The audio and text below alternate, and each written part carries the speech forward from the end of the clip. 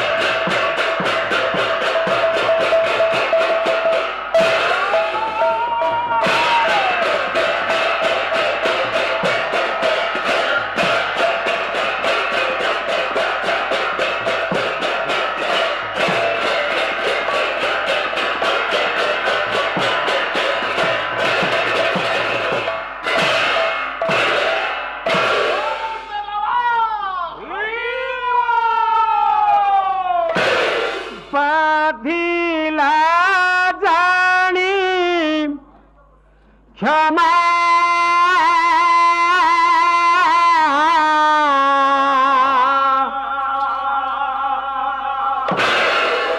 कर नहिले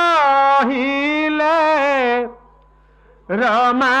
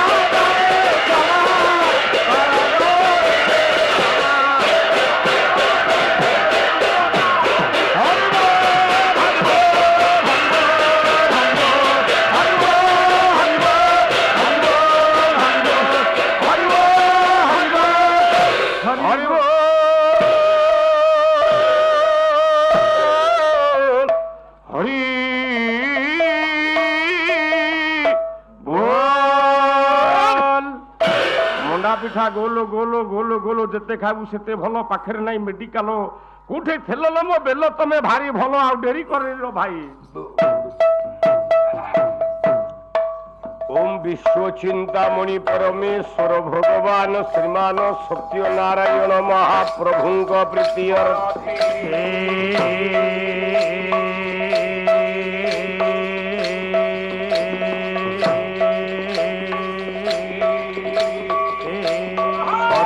बोलो परम आनंदे एक बार हरे बोला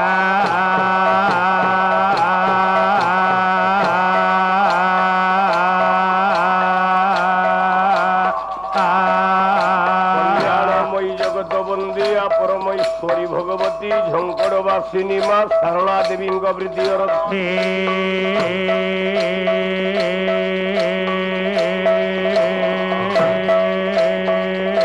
बन दुर्गा देवी वृद्धि अर्धे श्रद्धा मम प्राण श्रीमान कपिलेश्वर महादेव वृद्धि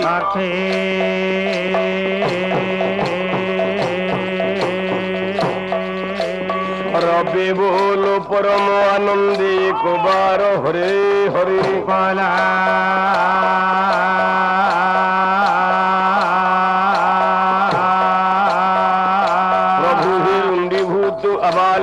ବନିତା ମାନଙ୍କର କରନ୍ତୁ କଲ୍ୟାଣ ଶ୍ରୀ ସତ୍ୟ ନାରାୟଣ ପ୍ରଭୁ ହେ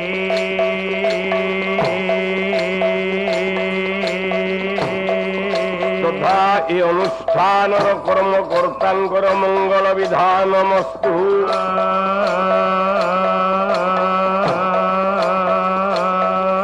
ସର୍ବେ ବୋଲ ପରମ ଆନନ୍ଦେ ଏକବାର ବୋଲା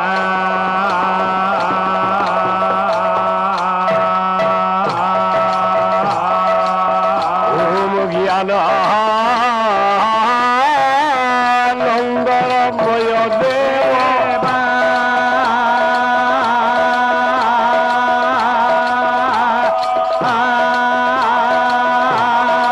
ନିର୍ମଳ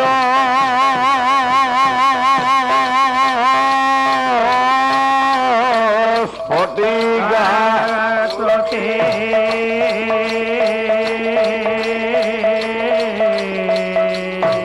আধার সর্ববিদ্যানাং বন্দে বাণী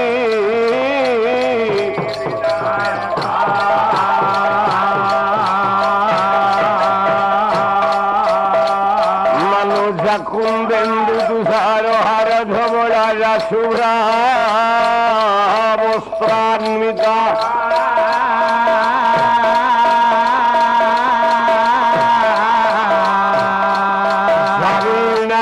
দণ্ডিত মণ্ডিত রাজা শ্বেত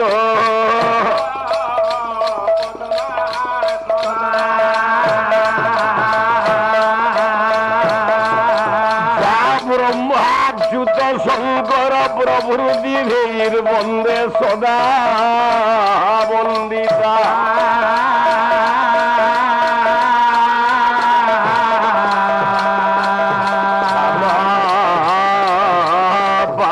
ভগবতী সরস্বতী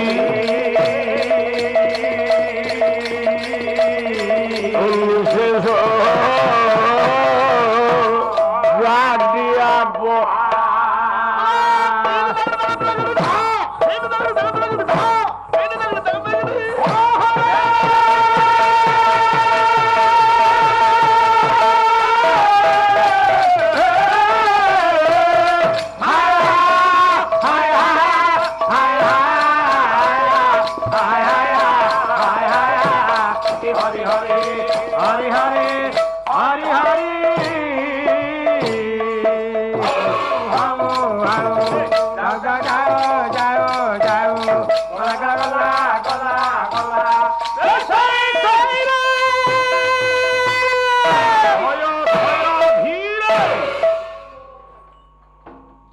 बोला मात गो शैल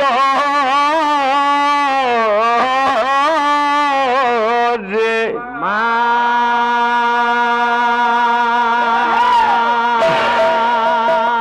मात गो शैल जे मा मात गो शैल जे मा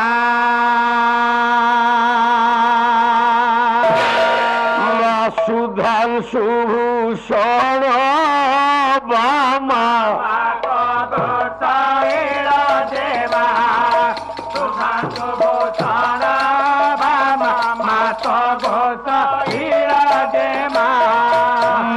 माहेश्वरी माहेश्वरी भगवती विघ्न विनाशिनी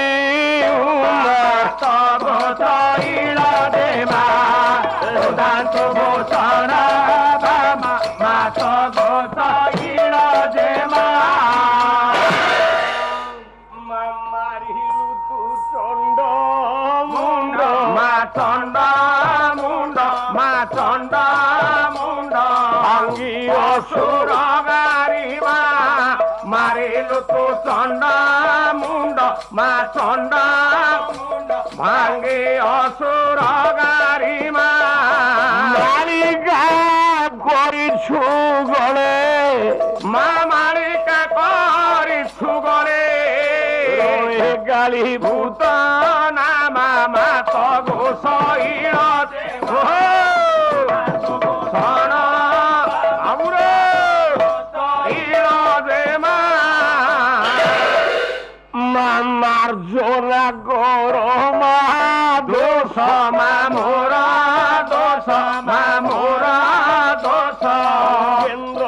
ତମଧ୍ୟମା ମାର୍ଜନା କର ମା ଦୋଷ ମା ମୋର ଦୋଷ ମୁଗେନ୍ଦ୍ରଜୀ ତମଧ୍ୟମା ମାଗୁଅଛି କର ଯୋଡ଼ି ମା ମାଗୁଅଛି କର ଯୋଡ଼ି ମାଗୁଅଛି କର ଯୋଡ଼ି ମା ମାଗୁଅଛି କର ଯୋଡ଼ି ମୋ ମାଲୋ ଏ ମା ମାନ ଡବର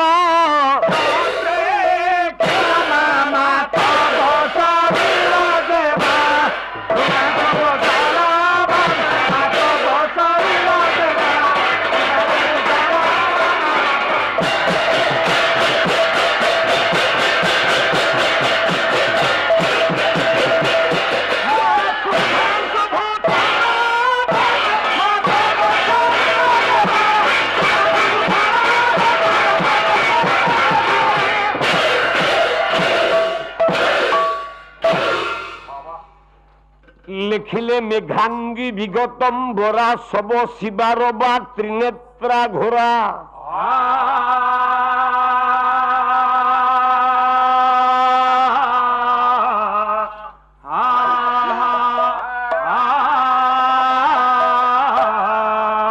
কর্ণালম্বিত বাল যুগুমর ভয়দা মুন্ড স্রজা মালিনী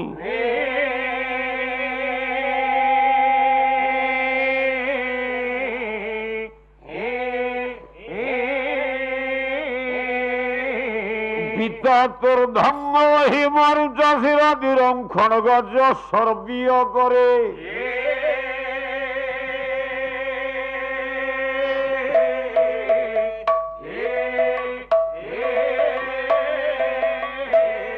সন্ধ্যা সন্ড হর্যক্ষিয়া ভগমৃগণী জয়া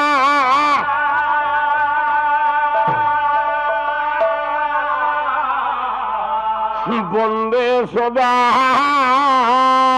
কালিকা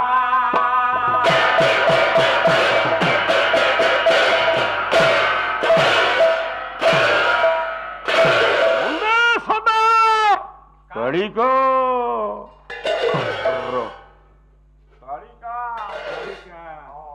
আনন্দ কন্দ পরমানন্দ জগদানন্দ পরমেশ্বর পরমর্শনীয় পরমবন্দনীয় পরমানন্দ মাধব শ্রী সত্যনারায়ণ মহাপ্রভু কল্যাণময়ী জগদেশ্বরী বিন্ধেশ্বরী ঝঙ্কড়বাসিনী মা শারদেবর দে তথা গণপতি আদি পঞ্চদেবতাঙ্কর অভয় পদকঞ্জরে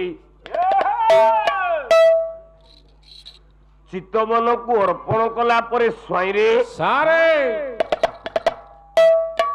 পীর দরবার উপরে মঙ্গলাচরণ রূপক ষোলকটিয়ে উপঢৌকন ଦେଇଛି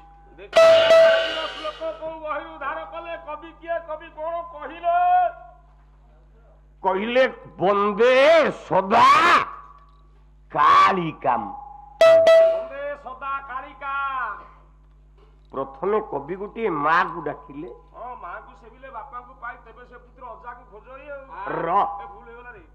সে কালিকা কিয়ে না মেঘাঙ্গী বিগতম বরা সব শিবর বা মেঘাঙ্গী না মেঘযুক্ত অঙ্গী মেঘর রঙ্গটা কোন রে আমি নিজে পাঠ পড়িছে পঞ্চম শ্রেণী সাহিত্য বই জাতীয় পক্ষীরে কোলা কোলা মেঘ দেখি নাচে ময়ূর কোলা মেঘ দেখি নাচে ময়ূর দেখি নাচে ময়ূর কোলা মেঘ দেখি নাচে ময়ূর রূপ দিছে তার কি মনোহর রূপ দিছে তার আমি হলি গলে কাহিনী কোন এতে ভিডিও কি আসিও মেঘর রঙ হউছি কলা আরে বুদ্ধা পি মাল থেলা রে আরে বুদ্ধা কি আয়ুষ্মান ভব আবে তুই গলাই দে তো মন তো যদি মু আইলে নু হেরি নারায়ণ মঙ্গল তু যা অলস ছাড়িনি তো ইয়ে মানিবনি রে আরে এডি আরে পুଅ ক কହୁଥିବ ଭାଇ ଓ ହେଇଛି।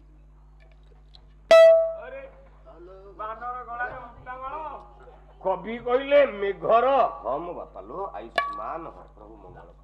ଆଉ ପଇସା ଆଣିବୁ ରହ। ଖାଲି ମାଳ ହେଇଗଲା। ମେଘର ରଙ୍ଗ କଳା କାଳିର ରଙ୍ଗ ହଉଛି କଳା। ଆମେ କାଳି କାହାକୁ କହିବା? କଲା କରାଳ ଗତିରେ ଖାଏ କାଳ ରୂପୀ ହୋଇ କାଳ ରୂପୀ ହୋଇ ଧରା କାଳ ରୂପୀ ହୋଇ କରି ନାମ ତାର କାଳିଟା ବୋলাই କାଳିକା ବୋলাই হবে। ସେ କିଏ କାଳି?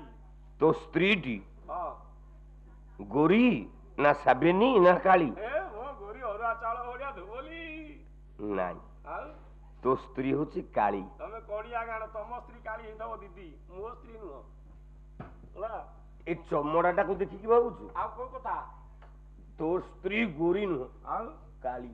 ଆଚ୍ଛା ରବା ସ୍ତ୍ରୀ ତୋ ସ୍ତ୍ରୀ ଗୋରୀ ହେଇଥିବେ ରାଜା ଶୁଣିବାକୁ ଯାଉଛି ଆଉ। ଚୁପ୍। ତୋ ସ୍ତ୍ରୀ ବି କାଳି କେମିତି? ଆରେ ରହମ କାହିଁ ଭଲ ଭଲ ହଉଛୁ? ଏଠି ଆମେ ଯେତେ ଅଛେ ସମସ୍ତଙ୍କ ସ୍ତ୍ରୀ କାଳି।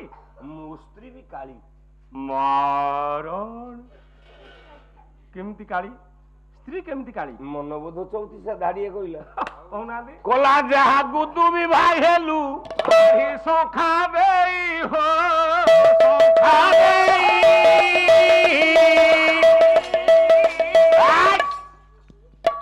ସେହି ତ ଦେଖାଉଅଛି କାଳ ରୂପୀ ହୋଇ ରୂପୀ ହୋଇ। ଆମେ କହେ ବ୍ରହ୍ମା ହେଲେ ସୃଷ୍ଟିକର୍ତ୍ତା, ବିଷ୍ଣୁ ହେଲେ ପାଳନ କର୍ତ୍ତା, ଶିବ ହେଲେ ସଂହାର କର୍ତ୍ତା। ଆଜ୍ଞା ଠିକ କଥା ଆଜ୍ଞା ନା ନାଇଁ ଆଜ୍ଞା? ଇଏ କଣ ଠିକ? ଆଉ ନା କଣ ବ୍ରହ୍ମା ସୃଷ୍ଟିକର୍ତ୍ତା ନୁହନ୍ତି? ନାଇଁ। ଶିବ ସଂହାର କର୍ତ୍ତା ନୁହନ୍ତି? କେନ୍ଦୁଝରରେ ପାଲା ଗାଇଲା ବେଳେ ଆଜ୍ଞା ମାଇପି ପଞ୍ଝା ବିଲୁକୁ ଯିବେ। ମାଇପି ପଞ୍ଝା ଧାନ ବୁଣିବେ। ଅଣ୍ଡ୍ରି ପୁଅ ଧବ ଖାଲି ଟିକେ ହଳ କରିଦବ ବୋଲେ ଚାଷ କରିଦବ। ମାଇପି ପଞ୍ଝା ଧାନ ରୋଇବେ, ଧାନ କାଟିବେ, ଧାନ ଆଣି ଘରେ ଗଦେଇବେ, ବିଲ ବାଛିବେ, ସାର ପକେଇବେ। ଅଣ୍ଡ୍ରି ପୁଅ ଦିନ ଯାକ ବସିକି ତାସ ଖେଳୁଥାଉ। ଯେମିତି ଧାନ ଅମଳ ହେଇକି ଘରକୁ ବାଢିକି ଆସିବ ବେଙ୍ଗଳା ଟିକେ କରିଦବ। ସେ ପଚାରିବ ଭାଇ କେତେ କୋଟି ଧାନ ହେଲା? ନା ଏ ବର୍ଷ 80 ଭରଣ ଧାନ ପାଇଛି। କିରେ ତୁ ଭାରିଜା ତ ସବୁ ଗଲା, ତୋ ନାଁଟା କେମିତି ହେଲା? ଆମ ଗାଁରେ ଶୈଳ ଦଳେଇ ସରପଞ୍ଚରେ ଠିଆ ହେଲା। ସେ ଜିତିକି ହେଲା ସରପଞ୍ଚ ଶୈଳ ଦଳେଇ। କିନ୍ତୁ ଗାଁ ବାଲା ଯାକ ତା ସ୍ୱାମୀ ଦିଶୁକୁ ଡାକିଲେ, କହିଲେ ସରପଞ୍ଚ ବାବୁ ଟିକେ ଇଆଡେ ଆସ। ଆରେ ତୋ ଭାରିଜା ତ ସରପଞ୍ଚ ଜିତିଲା, ତୁ କଣ ସରପଞ୍ଚ? ଜୀବନ ଚର୍ଯ୍ୟାରେ ନାରୀର 3ଟା ରୂପ। ଗୋଟିଏ ହେଲା ମା, ଗୋଟିଏ ହଉଛି ଭଉଣୀ, ଗୋଟିଏ ହଉଛି ସ୍ତ୍ରୀ। ମାନେ ମୋ ସ୍ତ୍ରୀର 3ଟା ରୂପ। ମା ରୂପରେ ଜଗତକୁ ସେ ସୃଷ୍ଟି କରେ। ସେ ସୃଷ୍ଟିକାରିଣୀ। କାରଣ ପ୍ରସୂତି ଦେଲା ବାଲା ସେ ମା। ତମ ଘର ମାନଙ୍କରେ ତମ ଝିଅ ବୋହୂ ହୁଅନ୍ତୁ କି ମୋ ଘରେ ମୋ ଝିଅ ବୋହୂ ହୁଅନ୍ତୁ, ଯେତେବେଳେ ମେଡିକାଲ କୁ ଯାଉଛନ୍ତି ପିଲା ଜନ୍ମ କରିବା ପାଇଁ, ଯୋଉ ଘର ଭିତରେ ପଶୁଛନ୍ତି କଣ ଲେଖା ଯାଇଛି? ପ୍ରସୂତି ଭବନ। ପ୍ରସୂତି ଗୃହ ବା ପ୍ରସୂତି ଭବନ। କାହିଁକି ନା ଦକ୍ଷ ପ୍ରଜାପତି ସ୍ତ୍ରୀ ନା ହଉଛି ପ୍ରସୂତି। ଇଏ ତା ନା ଦକ୍ଷ କାହିଁକି ନା ଛୁଆ ଜନ୍ମ କରିବାରେ ସିଏ ଦକ୍ଷ। ୟା ନା ପ୍ରସୂତି କାହିଁକି ନା ଛୁଆ ଜନ୍ମ କରିବାରେ ଇଏ ତେଣୁ ତମ ଲେବର ରୁମ ଲେଖା ଯାଉଛି ପ୍ରସୂତି ଗୃହ। ମା ଜନ୍ମ କରେ, ଭଉଣୀ ଜଗତକୁ ପାଳନ କରେ, ଆଉ ଜଣେ ଅଛି କାଳି। ସେ ହଉଛି ତୋ ସ୍ତ୍ରୀ। କେତେବେଳେ କାଳି ରୂପ ଧରେ? ସ୍ତ୍ରୀ ରୂପରେ ସେ ଜଗତକୁ ସଂହାର କରେ। ବାବା ଆମେ ସବୁ ପାଲାବାଲା ମାନେ ଘୋଷିଛୁ ଏଇ ପଦକ ଗାଉଛୁ ଗାଉନା ସବୁ ପାଲାବାଲା ଆମେ ଶିଖିଛୁ ଏଇ ପଦଟା ହେଲା କौन ना दिन में मोहिनी रात में बाघिनी दिन में मोहिनी रात में बाघिनी दिन में मोहिनी रात में पलक पलक लहू तो से हो पलक पलक लहू तो से पलक पलक लहू तो से हो पलक पलक लहू तो से दुनिया सारा बावड़ा हो के दुनिया सारा बावड़ा हो के दुनिया सारा बावड़ा हो के दुनिया सारा बावड़ा हो के बाघिनी को से हो घर घर बाघिनी को से हो तो स्त्री तो पे कौन बुझू जगत को संहार करे आज्ञा स्त्री स्त्री स्त्री ना केमिति केमती ना आमे मनु संहितारे पढ़िचे बीर्ज्य बसाद मानवा आज्ञा आज्ञा आज्ञा आज्ञा इरा कहीं तो मो स्त्री केतले करतु जानू रे आम देहरे हां आमको जहा पुराण कहिछि जो मनीष मरिब हां मरिबा पूर्वरु ता देहरु जेते बीर्ज्य तब सब बाहरी जीव स्कॉलर न जियो आज्ञा आज्ञा आमे बीर्ज्य बसाद मानवा चला आम बीर्ज्य को किए नउछि बला 32 गुंडा भात खाइले हां हां आम देहरे गोटिए बिंदु रक्त हुए अच्छा 32 बिंदु रक्त हेले 32 बिंदु रक्त हेले आम देहरे गोटिए बिंदु चर्म बोले चमड़ा हुए 32 बिंदु चर्म हेले 32 बिंदु चमड़ा हेले एकाटी हां आम देहरे गोटिए बिंदु मांस हुए 32 बिंदु मांस हेले 32 बिंदु मांस एकाठी हेले हां आम भितरे गोटिए बिंदु अस्थि हुए अच्छा 32 बिंदु अस्थि हेले गोटिए बिंदु मजा जो मटन किणिकी आनुଛୁ हां आइतरी हाडी रे ता जो कंटा बोले हाड़ ता भितरे सोसाडुन जी सुसाडीला लोक तार अभ्यास अछि सुसाडीबो मतलब जा पाखरे पैसा दब सी आनिब ना तो बोले तू अच्छा तू ब्रॉयलर कुकुड़ा खाइबा लोक 32 बिंदु मजा हेले गोटिए बिंदु ए देहरे हुए धातु वाह ए मजा हुए हां हां आउ 32 बिंदु मजा जेते बेले एकाठी हे जिवो ए देहरे गोटिए बिंदु धातु बोले बीर्ज्य हुए आमे जेते बेले स्त्री संग करे आज्ञा तू जानिछु केते बिंदु धातु जाए ए मु एतले कामेर लागि थौ ना तू हेते बिंदु को मापिबू कोन ओ तू हेते बेले कहि हबनी केते गला ओटे मूर्ख भलिया कथा करू कोन मूर्ख कला पत्नी संग बेले शरीर उदर 36 बिंदु गळई ए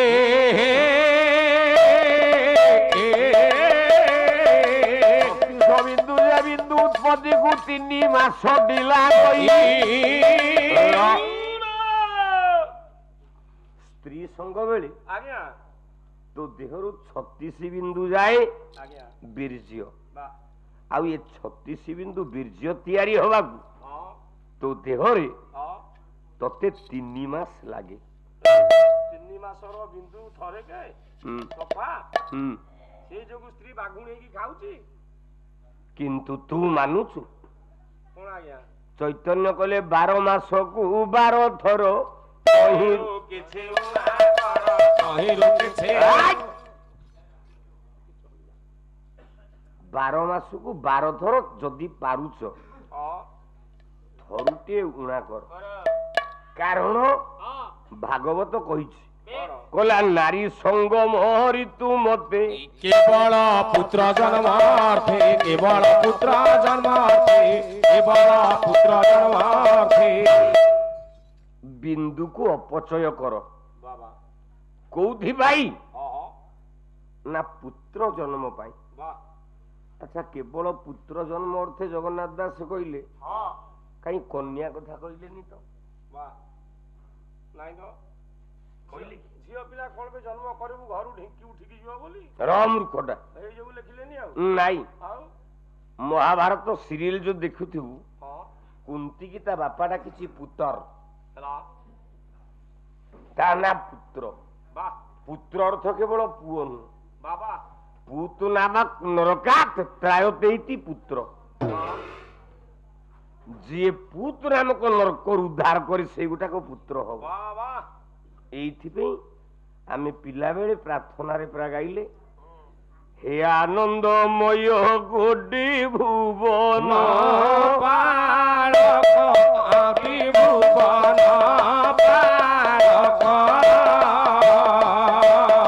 অধম অক্ষম মোহি অবোধ বালক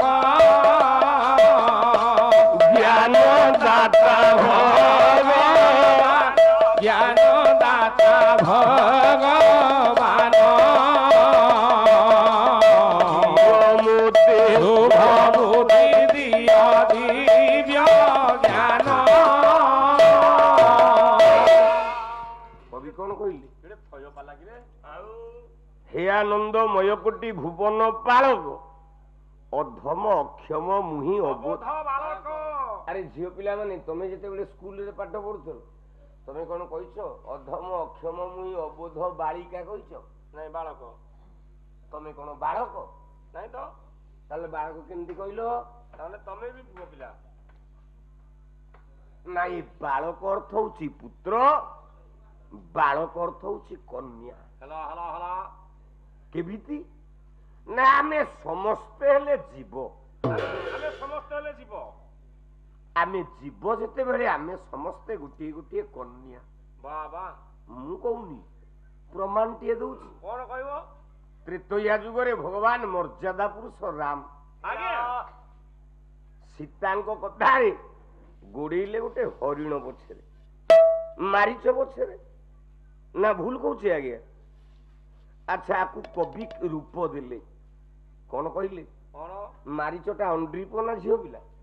ମାରିଛ ଅଣ୍ଡ୍ରି ପୁଅ। ଆଜ୍ଞା ଆଚ୍ଛା ସେ ହରିଣ ହବ ନା ହରିଣୀ ହବ?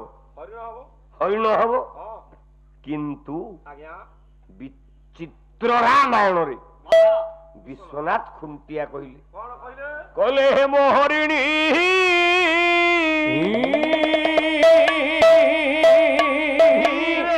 ଧାମନ୍ତେ ସୁନ୍ଦର ଧରଣୀ ହେମହରିଣୀ ଧୀରେ ଧାମନ୍ତେ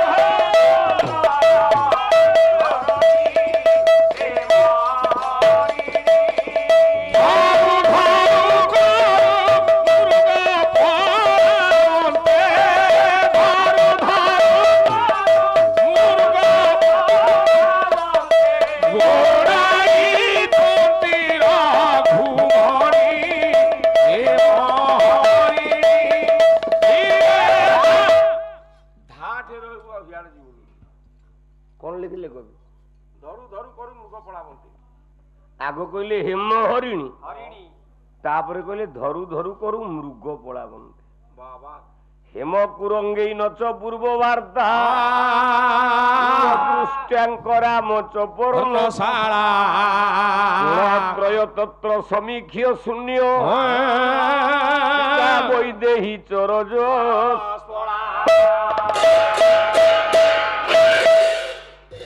ଗୋଟେ ଜାଗାରେ ଲେଖା ହେଲା ମୃଗ, ଗୋଟେ ଜାଗାରେ ଲେଖା ହେଲା ମୃଗୀ ବୋଲେ ହରିଣୀ। ଆଜ୍ଞା ମାରିଚଟା ଅଣ୍ଡ୍ରି ପୁଅ। ବାଃ ଆମେ ଏଠି ଯେତେ ବସଛେ ହଁ ଅଣ୍ଡ୍ରି ପୁଅ କେତେ ଜଣ ହାତ ଟେକିଲ? ଟିକେ ଦେ ପରିଚୟ ପତ୍ର ପାଇକି ବଇଚା ଛୋଟ କାଟିଆ ଲୋକ କିରେ ହାଟ୍! ମୋର ଆଧାର ଅଛି ହେଇ, ଲିଙ୍କ ଅଛି। ଅହ ମଣ୍ଡିର ପୁଅ କେମିତି? ଆମ ଗାଁରେ ଆମ ସରପଞ୍ଚ ଦେଇ ଦେଇଛି ଫୋଟୋର ପରିଚୟ ପତ୍ର ଲେଖା ହେଇଛି ମଦନ ମୋହନ ସ୍ୱାଇଁ ଜ୍ୟାକେଟରେ ପୁରୁଷ ଆଣ୍ଡ ଅଣ୍ଡିରା ଅଣ୍ଡିରା କେବେ ଲେଖା ହେଇନଥିବ। ପୁରୁଷ ଲେଖା ହେଇଛି ଯେତେ ବାବୁ ମାନେ ବସିଛ ହଁ ଆପଣଙ୍କ ଆଧାର କାର୍ଡ ହଉ କି ଭୋଟ କାର୍ଡ ଚେକ୍ କରନ୍ତୁ, ହଁ ପୁରୁଷ ଲେଖା ହେଇଛି ନା ଅଣ୍ଡିରା ଲେଖା ହେଇଛି? ପୁରୁଷ ଲେଖା ହେଇଛି ପୁରୁଷ ହେଇପାରିବ, ହଁ ଅଣ୍ଡିରା ହେଇପାରିବ କଣ ପୁରୁଷ ଯିଏ ଅଣ୍ଡିରା ସିଏ ନୁହଁ ନାଇଁ। ପୁରୁଷ ଅଲଗା ଅଣ୍ଡିରା ଅଲଗା ଆରେ ପୁରୁଷ ହଁ ହଁ ପୁଟି ହଉଛି ପୂର୍ବରୁ, ହଁ ରୁଟି ହଉଛି ରୁଣ୍ୟ କରେ, ହେଲା ସରେ ସମ୍ୟକ ଭାବରେ ତୁ ସୃଷ୍ଟି ହେଇଛୁ। ତେଣୁ ମୁଁ ହେଲି ପୁରୁଷ ତେଣୁ ପୁରୁଷର ଅର୍ଥ ଗୋଟେ ନାରୀ। ପୁରୁଷ ନାରୀ ଭୋଟର କାର୍ଡରେ ଲେଖା ଯାଇଛି ରଶ୍ମିତା ବେଉରା, ହେଲା ହେଲା ଲିଙ୍ଗ ଲେଖା ହେଇଛି ସ୍ତ୍ରୀ ଲେଖା ଯାଇଛି, ହଁ ସ୍ତ୍ରୀଲିଙ୍ଗ ନାରୀ ଲେଖା ହେଇଛି କି? ନାଇଁ ଆପଣ କୁହନ୍ତୁ ଲେଖା ହେଇଛି ନାରୀ। ନାଇଁ ଲେଖା ହେଇଛି ସ୍ତ୍ରୀଲିଙ୍ଗ ତେଣୁ ଏଠି ଯେତେ ବସୁଛନ୍ତି ହଁ ଏଠି ସମସ୍ତେ ହଉଛନ୍ତି ନାରୀ। ଆମେ ସମସ୍ତେ ନାରୀରେ ଝିଅ ପିଲା କାହିଁକି ନା ଜଣିଏ ପୁରୁଷ ओडिया भागवत रे जगन्नाथ दास कहले बोले ये कोई पुरुष मुरारी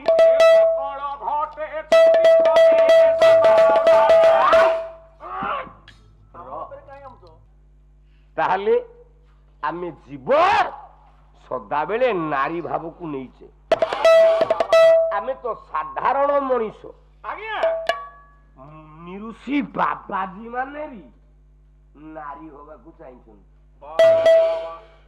किए से बाबा मु प्रमाण देवी ना हां एटा जणा पड़ जाउची सारथी बाबा रबे कहला सारथी बाबा से सारथी नुह कि पाखरे झिंटी शासन सूर्या बाबा भी नुह से बाबा किए बाबाजी थे 16,000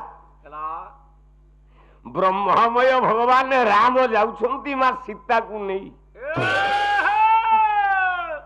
वैदेही सविलास कवि सम्राट उपइंद्र भंज भंज नथले पाला हबो कवि जाकरे भंज सारे काठ जाकरे मंज सारे ताळ जाकरे झांझ सारे गां रे जंगल रे हाथी सारे गां रे कुटी सारे मनुष्य जाकरे बांझ सारे एटा कहितली रे सुगिन बस भूली होला रे 16,000 बाबाजी राम को देखुछन कोन कहि देखे पुरुष जनक बाघरे नारी हुए बाबा आमे समस्ते नारी चला एठी केही गोटे अंड्री पुआ तमे बसिन सब जाक नारी चला भंज कहिले हां कोला बिहारू बिहारू दंड कारणे बिहारू बिहारू दंड कारणे वृंदा वृंदा ऋषि देखी सुपुरे बृंदा बृंदा ऋषि देखी सुपुरे गोटिए राम मोही सकाम बही कहाँ विदेह गोटिए राम बही सकाम बही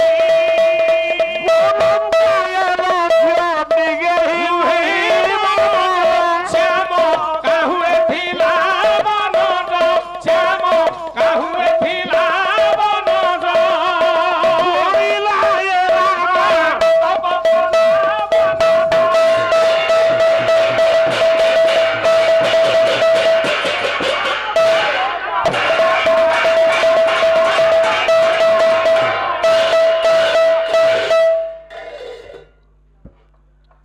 राम आउ सीता को देखी देले कि ना बाबाजी पंजा हां मुंड भी चलित हो गला हां पाल्लारे पाल्ला गाइबा दरकार ये हल्लारे काम नाही हां तुम खाली पेंटाला भागु पबिलो रे आज सारा ओडिशा जानछि नृसिंह होता कौन हां हां बा डालुओ जो कांसिरी पानी पाइबो बेसी कथा हम किछि गोविंद हबानी हमर कोन अछि कला विधाता भंगु करता नाही करता दादा विधाता मतो करता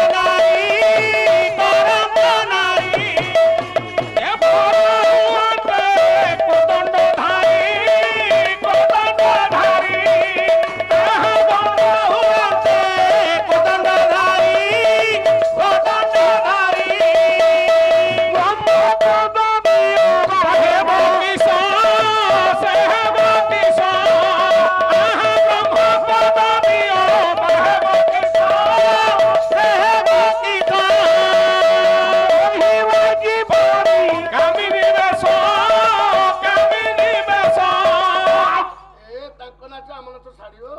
कला विचारू पुलकित पुलकित शरीर विचारू पुलकित शरीर विचारू पुलकित बोला ध्रुवा दुर्वा काई ए इटाम दुर्वाई पछरे कला विपथु पथु आउजी वृक्षर विचारू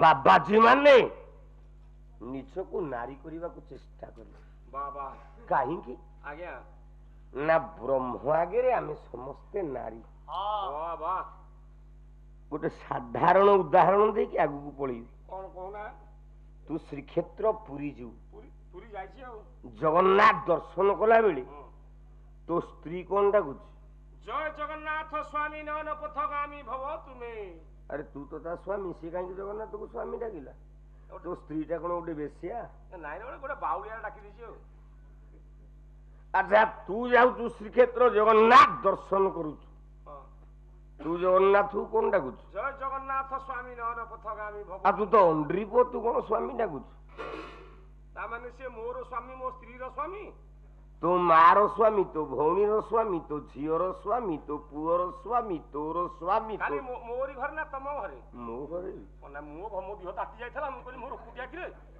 ସମସ୍ତିଙ୍କର ହେଲେ ଚଳିବ तेणु ब्रह्म आगरे ହଁ समस्ते नारी भाव को धरती ଭାବ ନହେଲେ ପ୍ରଭୁ ନାହିଁ ରେ स्वामी भाव को धरी लगे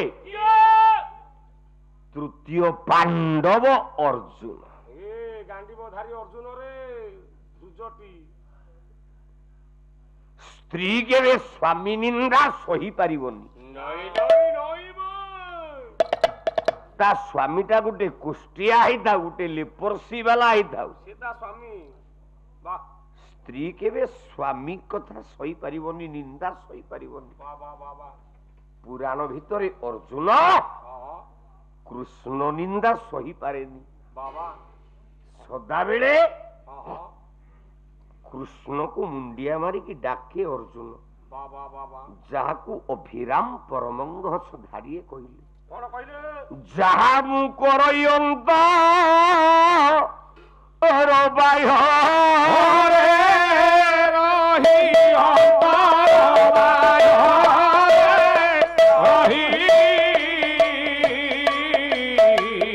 ସବୁ ଦେଖୁଅଛ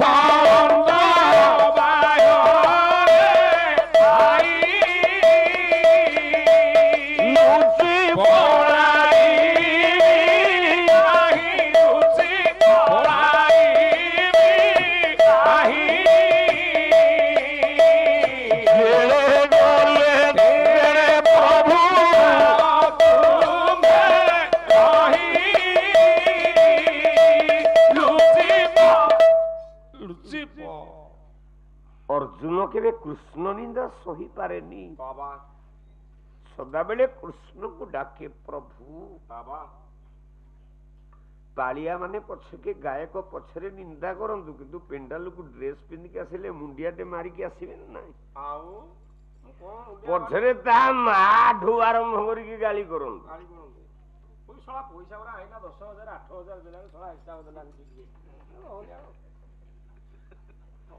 किंतु बसा घर को आसला बेले पेंडाल को बसारू ओ गोटे भयरे मुंडिया मारी के आसिया कथा नहले काल डाकिबेनी मुहि जंत्र तुम्भे जंत्री जुगे जुगे प्रभु जुगे जुगे नहेले तुम्हे खेइबो का संगे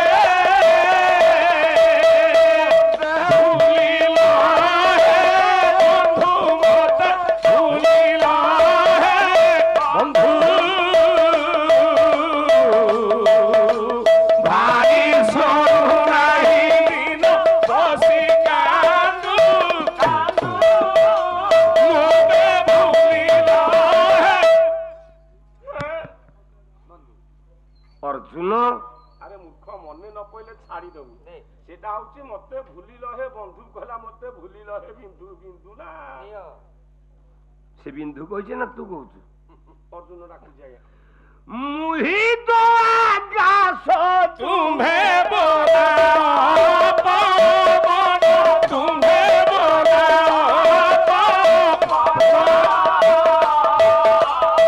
मुहेले के सोई तुम्हे हटो बन नथिले के सोई बन नथिले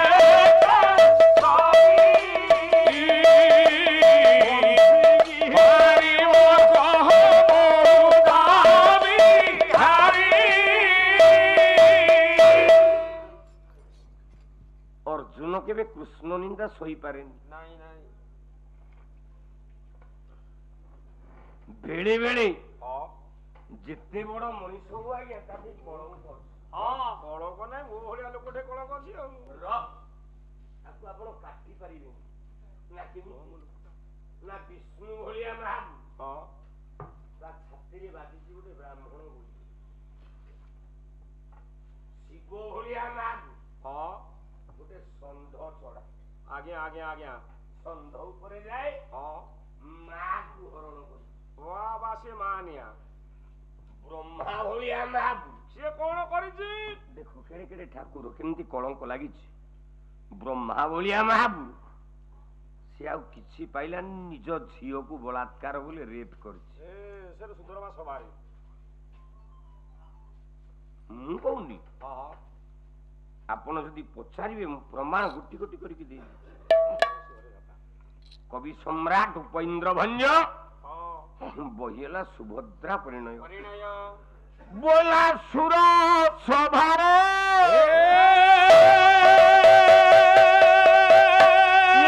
ବସିବାରେ ଧାତା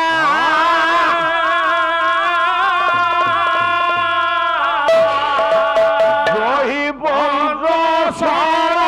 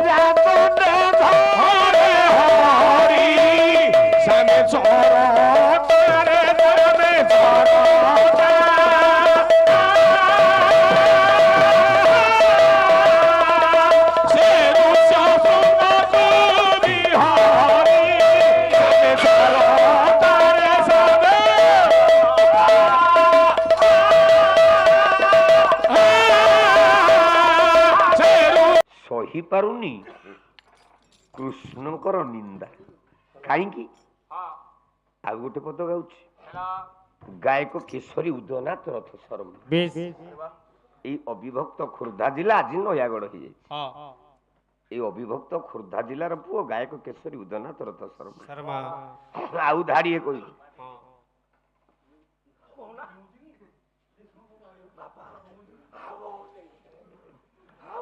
ହାଉ ନେଇ ପାଲା ଗାଇଲା ବେଳେ ବସାରେ କହୁଛୁ ବାଇଗଣ ପୋଡିକି ଦିଅ ଟମାଟୋ ପୋଡିକି ଦିଅ ସୋରିଷ ତେଲ ଗୋଳା ଲଙ୍କା ଦଳ ଶୁଖୁଆ ସାରା ଆଜି ଖାଇଛି ଆଚ୍ଛା ଆମ ଯୋଉ ବାବୁନି ଭାଇଟି ରୋଷେଇ କରୁଛି ତା ଘରୁ ପୁଣି ମରୁଆ ଶୁଖୁଆ ଆଜି ନେଇକି ଭଜା ହେଇକି ଆରେ କଣ ଭାଇ ଆମେ ଭୁଲ କଲୁ କହିବ ଇଏ ସାର ଯେମିତି ପଳେଇଲେ ଆମେ ଆଇଁଷ ପାର୍ଟି ସମସ୍ତେ ଜାଣିଛନ୍ତି ଓଡିଶା ଯାକ ହୋତା ପାର୍ଟି ଆଇଁଷ ପାର୍ଟି ଦେଖିଲୁ ଆଇଁଷ ହେଲା ମୁଁ କହିଲି କଣ କରିବା ଆମ ବାବୁଲି ଭାଇ ନା କଣ କହିଲା ଶୁଖୁଆ ମିଳିବନି ନା ଆମ ଘରେ ଅଛି ମୁଁ କହିଲି ଆର ପାଲା ବେଲାକୁ ଜଣେଇବାନି ଆମର ଘରେ ଭାଜିକି ଆଣିବୁ ସିଏ ଖାଇକି ଗଲା ପରେ କୁଟିବା ତାଙ୍କୁ ତଡ଼ିଦେଲୁ ପଛରେ ଧୋତାରିକି ବାଡେଇଛୁ ଆଉ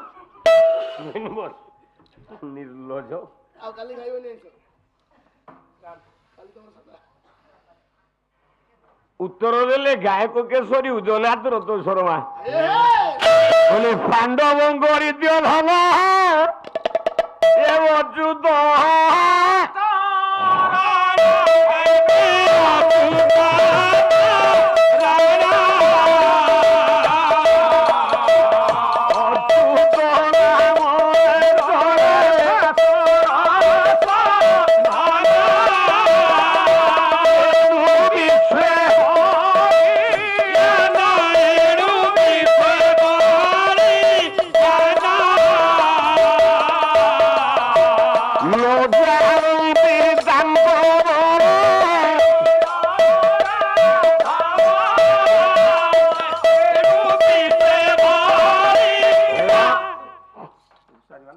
ଅର୍ଜୁନ ଆଉ ଶୋଇପାରିଲେନି ଉଠିଲେ କହିଲେ ହେ ବ୍ରାହ୍ମଣ ଏଠିକି ଆସ ତମେ କିଏ ତମେ ବାବୁ କିଏ ତମେ ମତେ ଚିହ୍ନିନ ମୁଁ ଜାଣିପାରୁନି চিহ্নি পারন মু কিয়ে নাই কি কলা ধৈর্যটি যা বীর্য দেখি তো সে দেলে বড় তো সে দেলে বড় হবে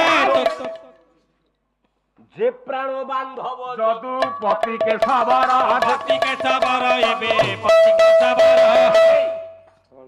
ମୁଁ ସେଇ ଲୋକ ଶିବ ବେକରେ ଗାଣ୍ଡିବ ଧନୁ ପକେଇ ହୁଳୁ ହୁଳୁ କରିକି ଘୋଷାରିକି ଫୋପାଡ଼ି ଦେଇଥିଲି ବୋଲି ମତେ ଶିବ ପାଶୁପତ ଅସ୍ତ୍ର ଦେଇଥିଲେ। ବାବୁ ମୁଁ ସେଇ ଅର୍ଜୁନ। ହେଲେ ବାବୁ ଆପଣଙ୍କୁ ତ ମୋର ସେମିତି କିଛି କହିବାର ନାହିଁ। ମୁଁ ଆସିଥିଲି ଦ୍ୱାରକାଧୀଶ ଭଗବାନ କୃଷ୍ଣଙ୍କ ପାଇଁ ବହୁତ ସ୍ୱପ୍ନ ଥିଲା। ମୋ ସ୍ତ୍ରୀ ହାଲିଆ ହେଇଗଲାଣି ବାବୁ। କାନ୍ଦି କାନ୍ଦି ନହି ଲୁହାର ହେଇଗଲା। 8ଟା ଛୁଆ ଜନ୍ମ କଲା, ଗୋଟେ ଛୁଆ ରହିଲେନି। 9 ନମ୍ବର ଛୁଆଟା ମରି ଯାଇଛି। ଧରିକି ପ୍ରଭୁଙ୍କ ଏ ବ୍ରାହ୍ମଣୀ ତୁ ମୁଣ୍ଡିଆ ମାରୁନୁ ପ୍ରଭୁ ଏଟା କେଡେ ଉଲିଟା କିରେ ଛୁଆ ଛୁଆ ବୋଲି ଭାଇଆ ହଉଛି ମୁଣ୍ଡିଆ ମାରୁନି। ତ ଛୁଆ କଥା କହୁନ। 8ଟା ପିଲା ମରିଗଲେଣି। ହଁ ତମ ପିଲା ବଞ୍ଚୁନାହାନ୍ତି। ନା ବାବୁ ତାକୁ ଜମ ନେଇଯାଉଛି। ଜମ ନେଇଗଲା। ମୁଁ କଥା ଦଉଛି କଣ? ତମେ ଏଇଥର ବ୍ରାହ୍ମଣ ବ୍ରାହ୍ମଣୀ 2 ଜଣ ଯାକ ହଁ ମିଳନ ହୁଅ। କୋଉଠି ହବୁ? ଆମ ଗାଁରେ। ଆଉ ଥରେ ମିଳନ ହେଲେ ପିଲା ହବ? ତ ମୁହଁକୁ ଲଜ୍ଜା ଲାଗୁନି? କହୁଛୁ କୋଉଠି ଆମେ ହବୁ? ନାଇଁ ନାଇଁ ମୋ ବ୍ରାହ୍ମଣୀ କହିଲା ଆମର 9ଟା ପିଲା ହେଲେଣି, ମଲେଣି ସବୁଗୁରା, ଆଉ ହେରା ପିଲା କରିବାନି ବୋଲି ଆମେ ଆଇଥିଲୁ। ତମେ 2 ଜଣ ଯାକ ହଁ କୃଷ୍ଣ ନିନ୍ଦା ନ କରି ହେଲେ ହେଲେ ଆଉ ଥରେ ପ୍ରେମ ହୁଅ।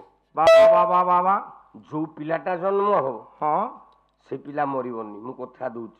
ମରିବନି? ନା ବ୍ରାହ୍ମଣୀ ଜମକୁ ସେ ଘର ଭିତରେ ମୁଁ ପୁରେଇ ଦେବିନି। ଏ ବ୍ରାହ୍ମଣୀ ଆଉ ଯଦି ତମ ପିଲାଟା ମରିଯାଏ ହଁ ମୁଁ ସବ୍ୟସାଚୀ ନିୟମ କରୁଛି। ବାବା ଅଗ୍ନି ଭିତରେ ମୋ ନିଜର ଦେହଟାକୁ ଜାଳି ପୋଡିକି ମୁଁ ନିଜେ ମାରିଦେବି। ଏ ବ୍ରାହ୍ମଣୀ ପାଟି କରନି। ଶୁଣ ଏ ବାବୁ କହୁଛନ୍ତି ଆମେ ଯଦି ଆଉ ଥରେ ମିଳନ ହବ ଆମର ପିଲା ହବ। ଦେଖ ତଥାପି ମୁଁ ଆଉ ବଳଦ ଗଲାଣି 8-9ଟା ଛୁଆ ହେଇକି ଯାହା ବାବୁ କହୁଛନ୍ତି ତାଙ୍କ କଥାକୁ ମାନିବା। ଏଇଥରଟା ଏଇ ଥରଟା ଗୁରା ପରିଶ୍ରମ କରିବା। ଏଇଥର ବାବୁ ସତରେ ରହିବଟି? ଶୁଣୁ ମୁଁ କହିବା କଥା କଣ କି ବାବୁ, ମାନେ 9ଟା ପିଲା ମରିଗଲେଣି। ବାବୁ ସେ କଥା ନୁହଁ, ମୋ ଦିହରେ ବଳ ନାହିଁ ତ ମୁଁ ହେଇ ଯୋଗୁ ପଚାରୁଛି। ଯଦି ପିଲା ନ ବଞ୍ଚିବ ପରିଶ୍ରମ ଯଦି ବଳ ନାହିଁ ତମର ନ ହଉ। ନାଇଁ ନାଇଁ ପ୍ରଭୁ ଏ ବ୍ରାହ୍ମଣୀ ତୁ ବଲ ବଲ ହନି। ଅଥଣୀରେ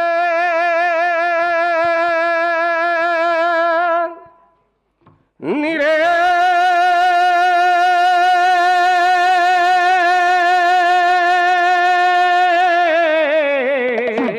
ଆତ୍ମା ସବୁକୁ ସମର୍ପଣ କରିଦେଲେ ବ୍ରାହ୍ମଣ ବ୍ରାହ୍ମଣୀ ଅର୍ଜୁନଙ୍କର ପାଦ ତଳେ।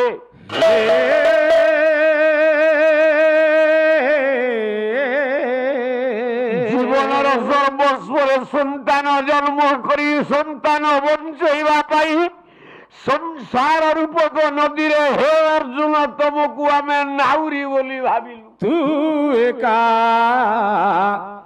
ନାଉରିଆ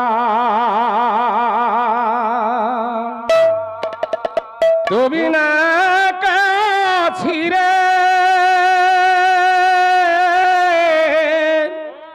ତୁ ବିନା କାଛିରେ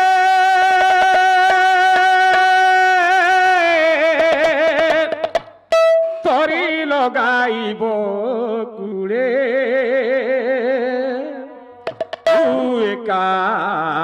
नाउरिया ओ तू एका नाउरिया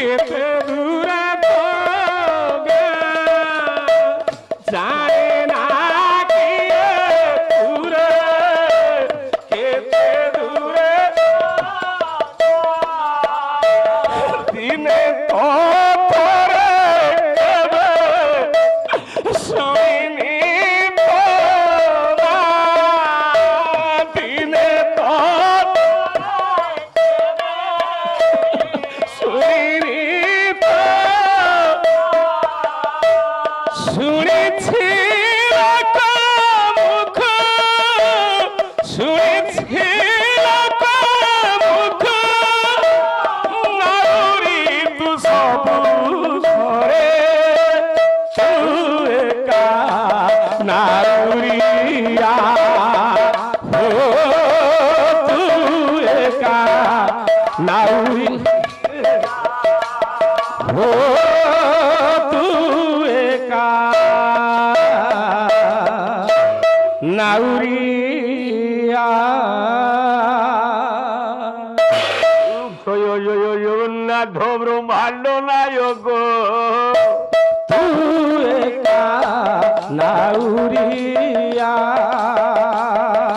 চতুর্ধা মূরতি হরি হে মুখ तू एका नाउरिया জয় জয় জয় জগন্নাথ নীলাদ্রি মণ্ডল तू एका नाउरिया शंख चक्र चिन्ह तू एका অর্জুন আদেশ ଦେଇଛନ୍ତି তুমি প্রেম ହୁଅ ପିଲାଟି ଜନ୍ମ ହବ ସେ ପିଲାକୁ ବଞ୍ଚେଇବା ଦାୟିତ୍ୱ ମୋର ମୁଁ ସେ ପିଲାକୁ ବଞ୍ଚେଇବି ବ୍ରାହ୍ମଣ ବ୍ରାହ୍ମଣୀଙ୍କର ପ୍ରୀତି ହବ ବ୍ରାହ୍ମଣୀ ଶୁଦ୍ଧ ସ୍ନାନ କରି ଆସିଛି ବ୍ରାହ୍ମଣ ଅନେଇଛି ମନ ଅଛି ବ୍ରାହ୍ମଣର ଚାଲି ଯାଉଛି ର ଆମ ପପୁରିକା ସବୁ କହିଛନ୍ତି ସାରେ ପୁଣି ଆଜି ଚମ୍ପକ ବର୍ଣ୍ଣା ହବ ମୁଁ ତ କାଲି ଗାଇଥିଲି ପିଲେ ଗାଇ ନଥିଲି କାଲି ଚମ୍ପକ ବର୍ଣ୍ଣା ପୁଣି ବି ଆଜି ଗାଇବି ତେଣୁ ଯେତେବେଳେ ପିଲାମାନେ ବାରମ୍ବାର ଦାବି କରୁଛନ୍ତି ଡିମାଣ୍ଡ କରୁଛନ୍ତି ସାର୍ ଆଉ ଥରେ ଚମ୍ପକ ବର୍ଣ୍ଣା ହଉ ବେଶୀ ଗାଇବିନି ଏ ପପୁ ଗୋଟିଏ ପଦ ଗାଇକି ବନ୍ଦ କରିବି ମୁଁ କାଲି ଗାଇଛି ନା ଆରେ ଶୁଣ ନୃସିଂହ ହୋତା ଯୋଉଦିନ ଚମ୍ପକ ବର୍ଣ୍ଣା ଗାଇଛି ଅତି କମରେ 305 ତା ପକେଟକୁ ଆଇଛି ମୁଁ ଗାଇଲେ କଣ ପପୁ 305 ଦବନି ହବ ନା ବୋଲା ଚମ୍ପକ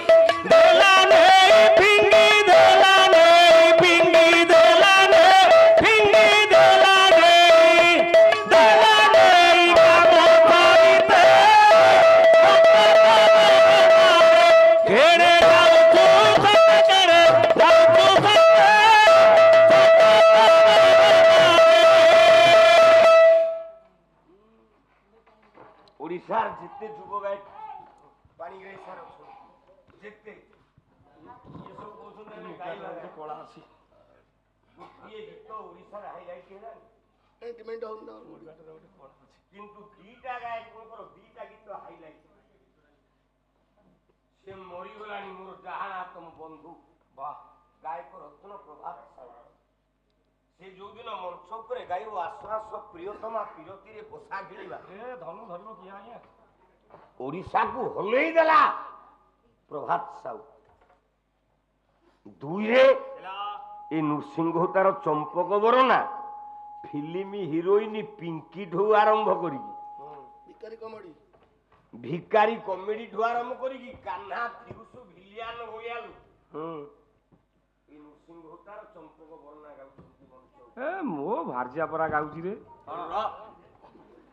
ଆଉ ତମେ କି ଗାଇବା ଗାୟକ?